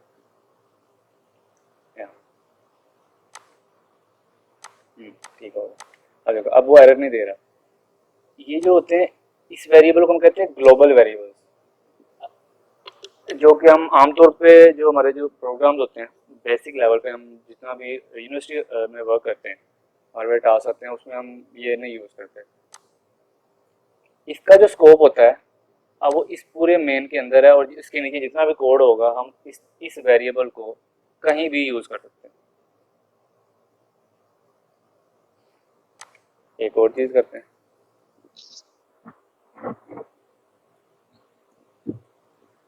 और ये मुझे दोबारा डिफाइन भी करने दे रहा है क्योंकि ये ग्लोबल है। सर ये पहले से प्री डिफाइंड होता है। ये पहले से प्री डिफाइन, ये तो नहीं हम कह सकते कि पहले से प्री डिफाइन, हम खुद पहले से प्री डिफाइन कर देते हैं, ये कह सकते हैं। नहीं, जैसे आपने डाटा इसका डाटा मतलब पीछे बैकएंड पे नहीं ये नहीं नहीं, मैं इसको एक्स भी लिख सकता हूँ, वो ये नहीं है, डाटा ही होगा वो। हेलो, ठीक हो गया, जो हम स्कोप उसके वेरिएबल का मेन नाम कुछ भी फंक्शन हो से सकता है, पहले उसको डिफाइन करेंगे। वो भी एक सिंपल वेरिएबल ही है जिस तरह हम अंदर यूज कर रहे हैं मेन के अंदर, लेकिन उसको हम कहते हैं बिल्कुल। ग्लोबल वेरिएबल, जिसको हम पूरे प्रोग्राम के अंदर कहीं भी यूज कर सकते हैं। उसका जो स्कोप होता है, जिस तरह मैंने अभी अब स्कोप की बात की थी कि जब इस आई का स्कोप है वो इस फोर लूप के अंदर ही है। जी सर। अगर मैं इस वाइल लूप के अंदर कोई चीज डिफाइन करूंगा तो उसका स्कोप इस वाइल लूप के अंदर ही रहेगा। सिंपल हम बात कर सकते हैं कि जो जहाँ हम जिस जिस जगह पे हम ये करली ब्रैकेट्स होंगी, इस करली ब्रैकेट्स के अंदर अगर कोई चीज डिफाइन करते हैं ना, उसका स्कोप उसके अंदर ही रहता है, उसको हम उससे बाहर नहीं यूज कर सकते। जी सर। तो ये ग्लोबल हो गया, इसको हम इसको हमको जहाँ मर्जी फंक्शन के यूज कर अंदर अगर इसको अगर दोबारा अगर हम डिफाइन कर फंक्शन सकते अगर हम हैं। कर सकते हैं। ग्लोबल पे हम इसलिए मैं ज़्यादा बात नहीं कर रहा क्योंकि हमारा इस पे ज़्यादा काम नहीं है। मेन चीज़ जैसे मेन स्कोप जो होता है, ग्लोबल का स्कोप जो होता है, ये चीज़ आपको सिंपली पता चल गई, जो ग्लोबल का स्कोप होता है वो पूरे फंक्शन में जहाँ मर्जी आप यूज़ कर सकते हैं पूरे प्रोग्राम में। मेन चीज़ ये होती है कि स्कोप किसी वेरिएबल का कहाँ तक हो सकता है। आगे हम फंक्शंस जब पढ़ेंगे उसमें क्या होता है, कुछ बच्चे होते हैं फंक्शंस के अंदर वेरिएबल डिक्लेयर करके हम उसको मेन में एक्सेस करने की कोशिश करते हैं, क्योंकि जैसे वो फंक्शन खत्म हुआ और वेरिएबल भी साथ ही खत्म हो जाता है। जी सर। आगे हमारे पास है डू वाइल।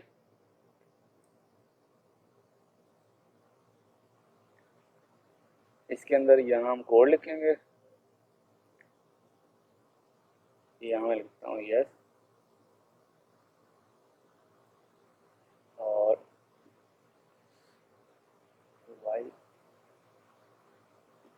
हमारे पास एक्स यूज कर लेते हैं जो हमारे पास ग्लोबल है। while x is not equals to 5 और इसमें हमें यहाँ सेमीकोलन लगाना होता है, ये इसका बेसिक सिंटैक्स होता है डू वाइल का। अच्छा, ये जो कंडीशन है ये ट्रू है या फॉल्स रिटर्न करेगी हमें इस x को देख के।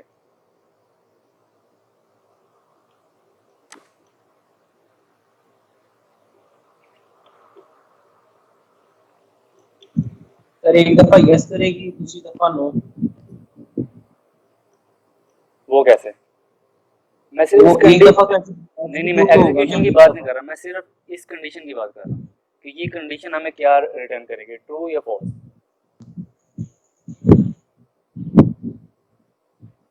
फॉल्स। फॉल्स करेगी। चलिए इसको अब एग्जीक्यूट कर लेते, ऊपर वाले को कमेंट कर लेते।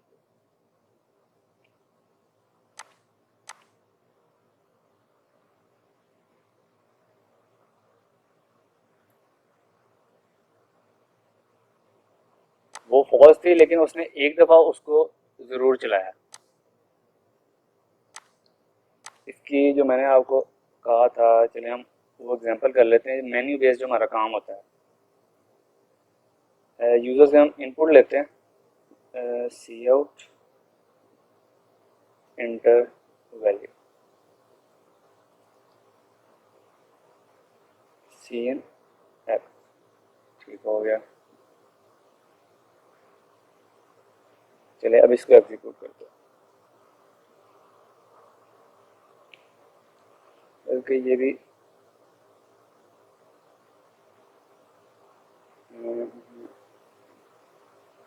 वेट, इसको हमें इसके अंदर पूछते हैं, सॉरी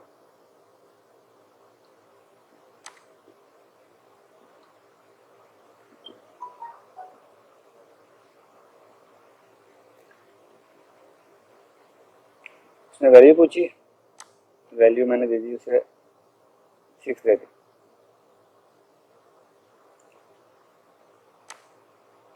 क्योंकि वो 6 नहीं है तो वो दोबारा चलेगा, दोबारा ऊपर चल गया, सॉरी 5 नहीं है तो वो दोबारा उसने लूप चलाया, क्योंकि जब तक उसे x में 5 नहीं होगा तो ये चलता रहेगा। मैं इसको इस तरह यूज़ कर सकता हूँ कि मैंने एक मेन्यू बेस्ड अपना फंक्शन प्रोग्राम बनाना है, उसके अंदर हमने एक ब्रेकिंग कंडीशन रखनी है कि अगर आपने इस गेम से या इस प्रोग्राम से एग्जिट करना है ना तो आपको 5 प्रेस करना होगा, तो आप इस गेम से या प्रोग्राम से एग्जिट हो जाएंगे। अदरवाइज बार बार ये काम आप कर सकते हैं एग्जीक्यूट। मैंने 5 किया, उसने यस प्रिंट किया और साथ ही एग्जिट हो गया। आपका जो नेक्स्ट जो होम टास्क है उसके अंदर ये मेन्यू बेस्ड काम है, इसलिए मैंने आपको बता दिया। हमारे पास स्कोप भी हो गया, कंडीशन हो गई, नेक्स्ट हमारे पास फंक्शंस रह गए सिर्फ।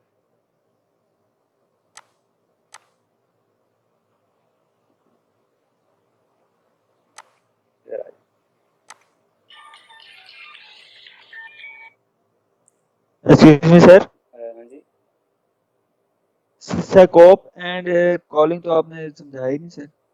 नहीं नहीं, जब वो जो स्कोप था वो हमारा हो गया। कॉलिंग हम पढ़ेंगे इसकी, फंक्शंस की कॉलिंग, पहले फंक्शंस पढ़ लें। अच्छा सर उसके बाद फिर वो स्कोप और कॉलिंग हो गया हाँ ऐसे जी, ही? हाँ जी। ठीक।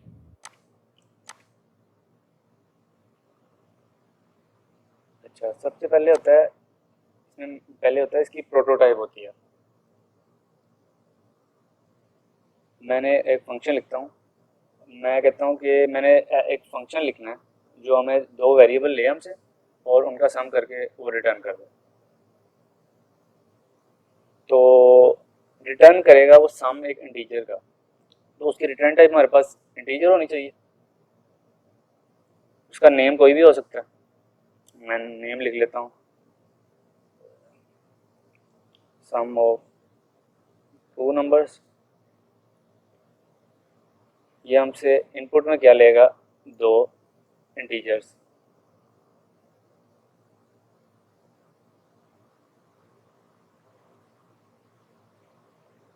ये जो चीज़ मैंने लिखी है इसे हम कहते हैं प्रोटोटाइप। फंक्शंस लिखने के दो तरीके हैं, या तो आप फंक्शंस की प्रोटोटाइप्स जो है पहले लिख दें और उसको डिफाइन जो है मेन से नीचे कर दें, और एक होता है कि आप मेन से ऊपर ही उसको लिख के साथ मेन के ऊपर ही उसको डिफाइन कर दें। ज़्यादा प्रेफरेबल ये होता है कि आप प्रोटोटाइप्स ऊपर लिखें और मेन के नीचे जहाँ मर्जी उसको क्या नाम है डिफाइन कर सकते हैं। मैं इसको इस तरह भी कर सकता था कि इसको यहीं डिफाइन कर देता। अच्छा, एक और चीज़, प्रोटोटाइप के अंदर जो हम पैरामीटर्स देते हैं, ये जो हम फंक्शंस के अंदर जाते हैं ब्रैकेट्स के अंदर, उनको हम कहते हैं पैरामीटर्स। उनके साथ हमें उनका नेम लिखने की ज़रूरत नहीं होती, क्योंकि ये इसकी प्रोटोटाइप है। उसको सिर्फ ये बताना है कि इसके अंदर दो इंटीजर्स जो वैल्यूज़ होंगी वो एज अ पैरामीटर जाएंगी। उनके नेम क्या होंगे वो जब हम उसे डिफाइन करने लगेंगे उस फंक्शन को, उस वक्त हम उसे बताएंगे। आप इधर बता भी दें वो भी सिंटैक्स गलत नहीं है, लेकिन इस तरह भी काम चल जाता है। ये भी सिंटैक्स जो है बिल्कुल ठीक है।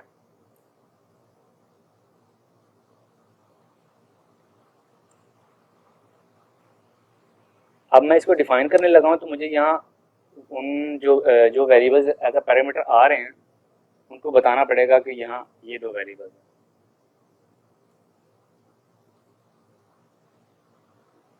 मैं क्या करता हूँ, एक और वेरिएबल लेता हूँ इसके अंदर, जिसका नाम देता हूँ sum is equals to X plus Y. अब क्या होगा, एक्स और वाई की वैल्यू सम होगी और वो इस वेरिएबल के अंदर स्टोर हो जाएगी। हम रिटर्न का कीवर्ड यूज करेंगे और उसको सिंपली रिटर्न कर देंगे सम को।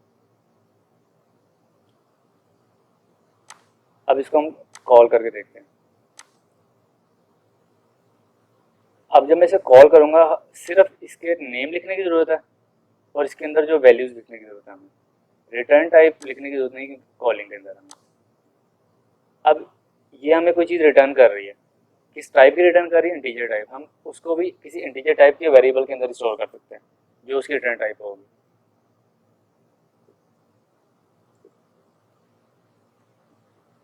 मैंने सम ऑफ टू वेरिएबल्स, ये हो गया फंक्शन। अच्छा, अब वो कह रहा है दो इसको वेरिएबल्स चाहिए, या तो मैं हार्ड कोड कोई दो नंबर दे सकता हूँ, या ऐसे हो सकता है यूज़र से हम दो नंबर ले लेते हैं।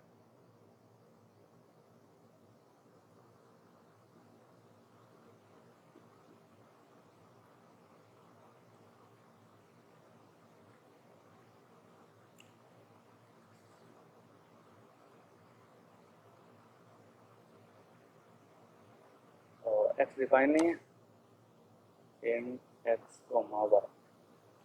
हम वेरिएबल्स को ऐसे भी डिफाइन कर सकते हैं, बिल्कुल कोमा सेपरेट करके ये भी डिफाइन हो गए, लेकिन इनमें वैल्यू इनिशियलाइज नहीं होगी। बेहतर ये होता है कि इंटीजर को जीरो से इनिशियलाइज कर दिया जाए, क्योंकि इसमें गार्बेज वैल्यू पड़ी होती है। और एक और वैल्यू यूजर से इनपुट ले लेते हैं जो कि वाई होगी।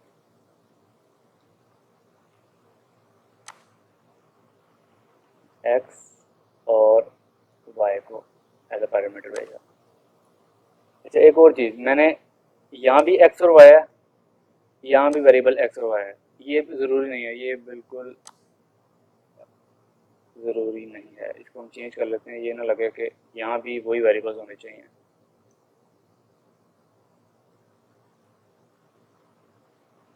इन वेरिएबल्स का नाम कुछ भी हो सकता है जो एज अ पैरामीटर आ रहे हैं, और ऊपर से जो पैरामीटर में हम जो पास कर रहे हैं वैल्यूज वो वही होंगी जो यूज़र देगा। इसको हम एग्जीक्यूट करते हैं।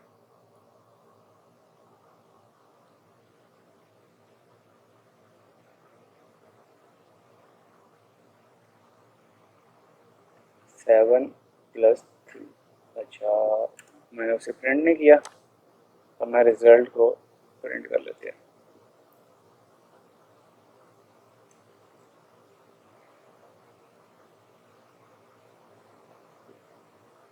R E S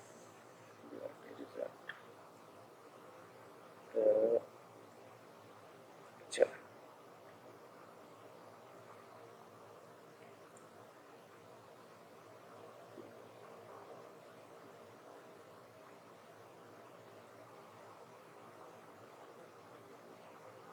7 + 4 11।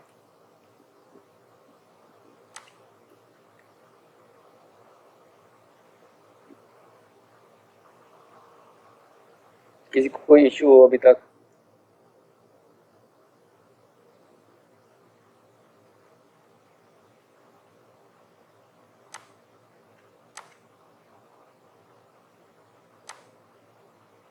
ठीक है, नेक्स्ट जो चीज़ मैं बताने जा रहा था, बगैर प्रोटोटाइप के हम सिंपली इस फंक्शन को मैं ऊपर डिफाइन कर देता हूँ। अच्छा, एक और चीज़ करके देते हैं। अब मैंने प्रोटोटाइप ऊपर नहीं दी, लेकिन मैं इसे डिफाइन नीचे कर रहा हूँ। अब इसको एग्जीक्यूट करके देखते हैं। उसने मुझे एरर दे दिया, देखते हैं कि एरर है क्या। कह रहा है sum of two numbers identifier not found. हमने ऊपर जो प्रोटोटाइप डिफाइन की थी उसको हम आइडेंटिफायर भी कहते हैं, तो वो उसे मिला ही नहीं ऊपर, क्योंकि उसने क्या होना था, सबसे पहले लाइन बाय लाइन एग्जीक्यूट करना था। वो इस लाइन पे आना था, इस लाइन पे आके उसने दोबारा ऊपर जाना था, ऊपर से जाके इसके पास जहाँ नीचे डिफाइन हुआ होगा वो वहाँ जाएगा और उसको एग्जीक्यूट करेगा। क्योंकि उसे ऊपर आइडेंटिफायर ही नहीं मिला, उसे उसकी प्रोटोटाइप ही नहीं मिली, तो वो चलेगा ही नहीं। अगर मैं प्रोटोटाइप की जगह पूरा का पूरा फंक्शन ही ऊपर लिख दूँ, क्योंकि अब तो फंक्शन ही ऊपर मिल गया है, उसके साथ प्रोटोटाइप भी साथ ही आ गई, तो अब एरर नहीं होना चाहिए।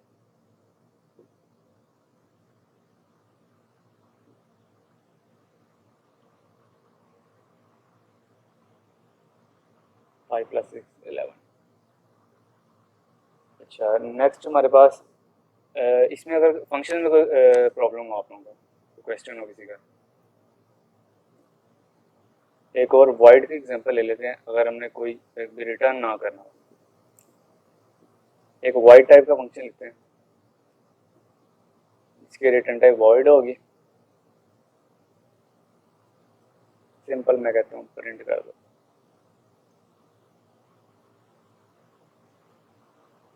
सी आउट यस। मैं इसका नाम देता हूँ प्रिंट यस।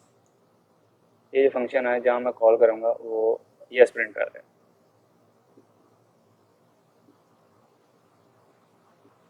अब मुझे इसको कहीं स्टोर करने की ज़रूरत नहीं है, जिस तरह इस वाले फंक्शन के लिए इसकी जो वैल्यू रिटर्न होनी थी उसको कहीं स्टोर करना था मैंने, इसकी ज़रूरत नहीं, क्योंकि इसकी रिटर्न टाइप वॉइड है। इसका काम सिंपली प्रिंटिंग है।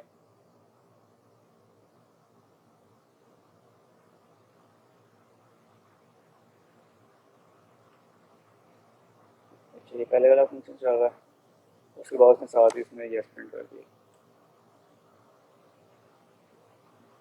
कोई क्वेश्चन?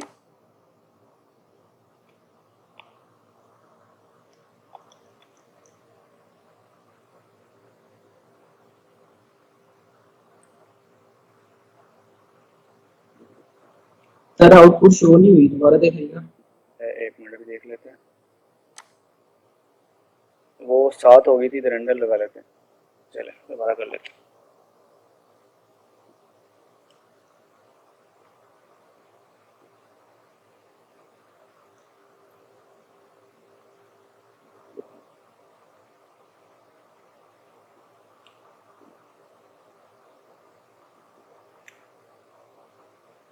ठीक है। Okay sir.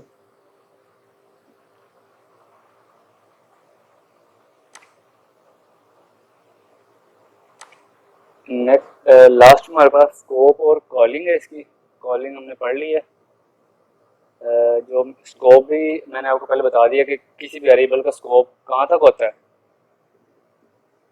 मेन चीज़ अब हमारे पास जो है वो होती है कॉलिंग इसकी। इसको हम इस तरह करते हैं, फंक्शंस के अंदर ही पढ़ लेते हैं।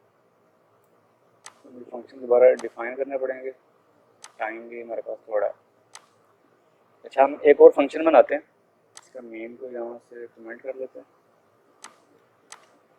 ये जो फंक्शन है हमें रिटर्न करता है वैल्यू।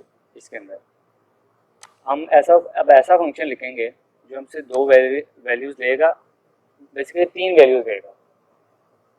ए बी कर लेते हैं नाम, और किसी सी वेरिएबल के अंदर उसका आउटपुट जो है वो सेव करके देगा, हमें रिटर्न नहीं करेगा। हम चाह रहे हैं कि वो रिटर्न ना करे, वो हमें तीसरे वेरिएबल के अंदर सेव करके दे। वो हम कैसे करेंगे वो देख लेते हैं।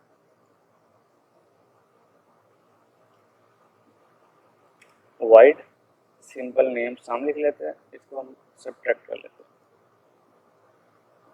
हैं। इंट ए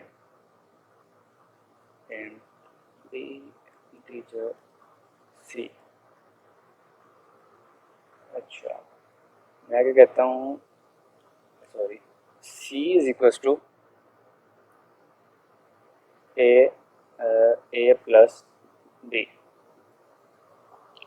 अब वो क्या करेगा, ए और बी की वैल्यू को प्रिंट करेगा, सॉरी सब्ट्रैक्ट करना था, सब्ट्रैक्ट करेगा और उसको सी में स्टोर कर देगा।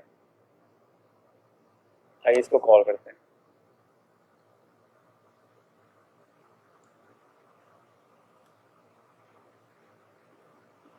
x equals to 5, y equals to 2 और z इक्वल 0 कर लेते हैं। चल, और अब हम फंक्शन को कॉल करते हैं जो कि हमारे पास सब के नाम से x y और z। अब हमारा आउटपुट हमारी किस में होनी चाहिए, इस फंक्शन के मुताबिक।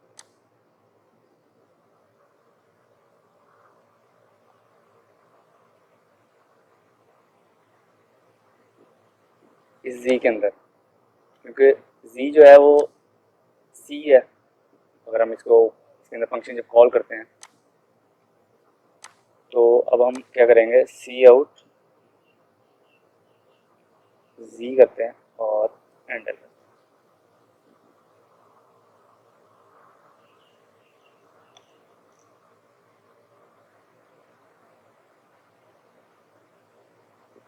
ये क्या हुआ, उसने हमें 0 प्रिंट कर दिया जो z की वैल्यू यहाँ थी। z की वैल्यू अपडेट नहीं हुई, वो भी देख लेते हैं क्यों नहीं हुई। जब भी जो हमारा फंक्शन होता है ना, जब कॉल होता है, यहाँ से मैंने उसको वैल्यू क्या दी 5। अब यहाँ देखो इंटीजर a जो है वो दोबारा क्या हुआ, दोबारा से डिफाइन हुआ है। एक वेरिएबल नया डिफाइन होता है। अब उस वेरिएबल a डिफाइन हुआ, उसको क्या वैल्यू असाइन हुई 5। अब a की वैल्यू क्या है 5 है, b की वैल्यू क्या साइन हुई 2, c की वैल्यू साइन हुई 0। और इस a b c का स्कोप कहाँ तक होगा, इस फंक्शन के अंदर तक ही होगा। उसने क्या किया, इस लाइन को एग्जीक्यूट किया, इस c के अंदर वैल्यू सेव हुई होगी, इसकी सब्ट्रैक्ट होगी, a माइनस बी की वैल्यू c के अंदर स्टोर हुई होगी। लेकिन जो c जो है वो इसी फंक्शन के अंदर तक ही रहता है। जैसे फंक्शन से बाहर आएगा c खत्म हो गया, उसने z के अंदर तो चेंजेस नहीं करेगा वो, क्योंकि इस फंक्शन के अंदर आके a b c 3 new variables declare हुए। तो हमारे पास एक चीज़ होती है कॉलिंग, जो हम कहते हैं बाय रेफरेंस। ये जो कॉलिंग होती है इसको हम कहते हैं कॉल बाय वैल्यू, कि इसकी अलग-अलग वैल्यूज़ बनती हैं। a को अलग वैल्यू असाइन हुई है, b को भी अलग वैल्यू असाइन हुआ है, c को भी वैल्यू अलग असाइन होगी। अगर मैं इधर एंड का साइन लिख दूँ अब क्या होगा, अब एंड सी, हम ये एंड का ऑपरेटर हम उसको यूज करते हैं जब हमने एड्रेस उसको देना हो। अब क्या होगा, अब जो जी का जो एड्रेस होगा ना वो इसमें वो इसकी जगह आ जाएगा। अब जो जी और सी होगा ना वो बिल्कुल सेम एक ही चीज है।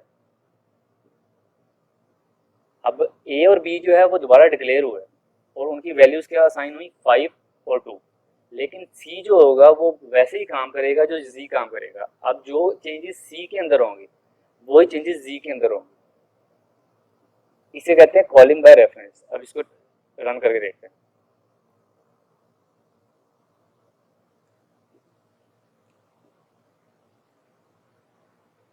अब देखो उसने एग्जीक्यूट किया। अब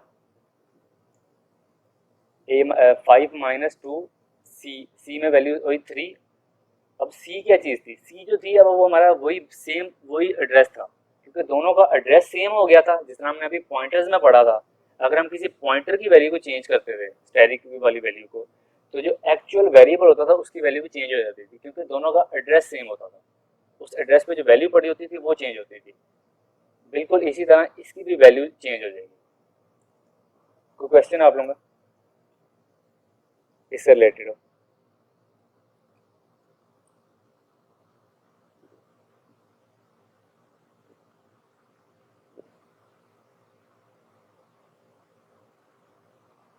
किसी का कोई क्वेश्चन नहीं?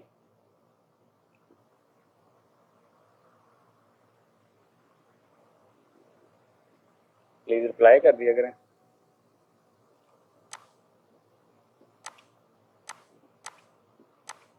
सर एक दफा दोबारा समझा दें, थोड़ी सी कंफ्यूजन है। अच्छा, ये कॉल बाय रेफरेंस को, सर ये जी जब आपने सी आउट करवाया तो जीरो क्यों आया है? पहले जीरो क्यों आया था, मैं इसको दोबारा ये देखो ना, ये हमारे पास जो फंक्शन है ये है। मैंने क्या किया, इसके अंदर वैल्यूज क्या भेजी, एक्स वाई और जी। एक्स की वैल्यू क्या है, 5 है हमारे पास। अब 5 जो है वो ए को असाइन हो जाएगी, ठीक है। 2 की जो वैल्यू होगी वो बी को असाइन हो जाएगी, और 0 जो है वो सी को असाइन हो जाएगा। C is equal to A minus B हो गया। अब मैं इसको यहाँ प्रिंट करके देख लेते हैं, ये देखना अभी। C out, sorry C out C and sorry X में सी।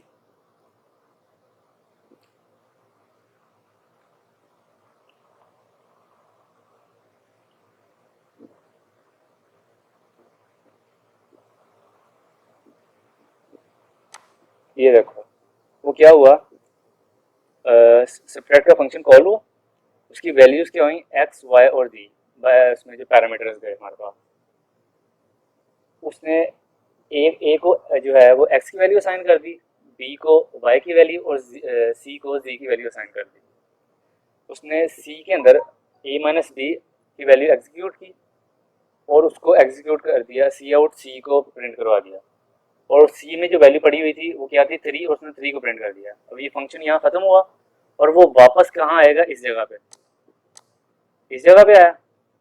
फिर अगली लाइन पे क्या था, सी आउट जीरो, जी सॉरी जी के अंदर क्या पड़ा हुआ है, 0, क्योंकि जी की वैल्यू इधर अपडेट नहीं हुई। वैल्यू किसकी अपडेट हुई थी, सी की। और सी का स्कोप किधर था, सी का स्कोप इस फंक्शन के अंदर ही था, क्योंकि सी जो था डिफाइन कहाँ हुआ था, इस फंक्शन के अंदर हुआ था। अंदर मतलब कि यहाँ भी डिफाइन होगा तो वो इसके अंदर ही कंसीडर होगा। लेकिन अगर मैं यहाँ एंड का साइन कर दूं, जिसको हम कहते हैं कि किसी भी वैल्यू को बाय रेफरेंस, क्या नाम है, किसी भी as a parameter by reference भेजना, तो मैं उसको एंड का साइन लगा देते हैं उसके साथ। अब क्या होगा, अब यहाँ सी की वैल्यू, जी की वैल्यू नहीं जाएगी। अब यहाँ जो होगा वो उसका एड्रेस जाएगा। सी का, यहाँ सी का, जी का जो एड्रेस क्या होगा, जो भी एड्रेस होगा वो इस जगह पे चले जाएगा। अब क्या होगा, जो जी और सी जो हैं बिल्कुल सेम काम करेंगे। अगर जो चेंजेस जो हैं वो सी के अंदर होंगे वही चेंजेस जी के अंदर भी होंगे। बिल्कुल ऐसे ही जैसे हमने पॉइंटर्स के अंदर पढ़ा था, अगर मैं किसी वेरिएबल को पॉइंटर वेरिएबल का एड्रेस जो है पॉइंटर के अंदर सेव करवाऊँ और उस पॉइंटर की के अंदर पॉइंटर पे जो एड्रेस है सॉरी उसकी जो वैल्यू है उसको चेंज करूँ तो जो उसका एक्चुअल वेरिएबल होगा उसकी वैल्यू भी चेंज हो जाएगी। सेम इसी तरह वो यहाँ एड्रेस लेता है। अब जब इसको हम इसको कहते हैं हम बाय रेफरेंस इसको भेजना, जब हम बाय रेफरेंस भेजते हैं तो वो दोनों सेम एक ही चीज़ बन जाते हैं। अब जो सी की वैल्यू यहाँ सी में वैल्यू आई और वही वैल्यू जो है वो जी में भी चेंज हो जाएगी। समझ आई? Yes sir. और कोई कंफ्यूजन हो?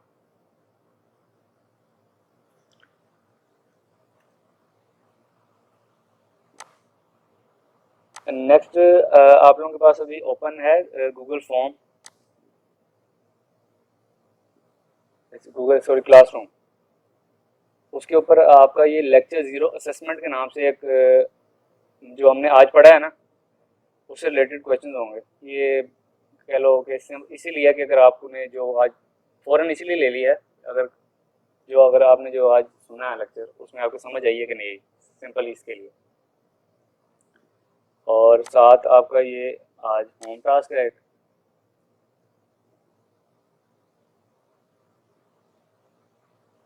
इसकी जो डेडलाइन है वो नेक्स्ट मंडे तक है। ये मैं यहाँ साइन कर देता हूँ।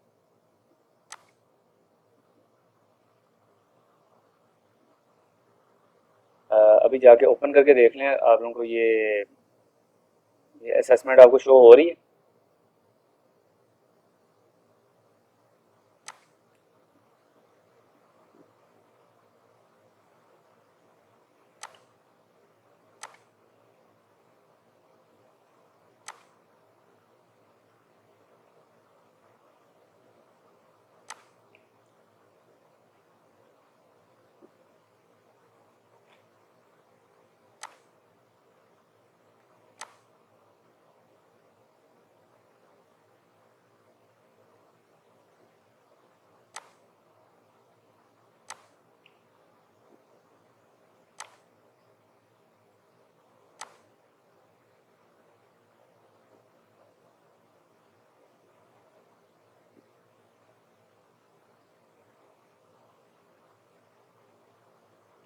अगर किसी को असेसमेंट शो नहीं हो रही तो यस सर हो रही है। चले ठीक है। इसकी 4 o'clock या 4:10 तक इसकी डेडलाइन है। और आप लोगों को कोई भी क्वेश्चन हो ये व्हाट्सएप ग्रुप में या टीम्स के ऊपर ये जो गूगल क्लासरूम है आप वहाँ मैसेज करें। सैटरडे संडे वीकेंड के अलावा जब भी मैसेज करें, मैं जब भी आपका या मोइज जो मेरा फ्रेंड है जो आप लोगों के क्विज़ेस और असाइनमेंट्स बनाता है, जिसने भी होम टास्क भी उसने आपके लिए बनाया, तो जब भी हम में से कोई जो भी मैसेज देखेगा पहले वो आपको रिप्लाई करेगा। और वैसे नहीं कोई आपको सेटिस्फाई होते आप तो आपको इसी तरह टीम्स के ऊपर एक सेपरेट मीटिंग या कॉल करके आपको वो चीज़ समझा दी जाएगी। ओके, इसको कंप्लीट करें। ओके, अल्लाह हाफिज़।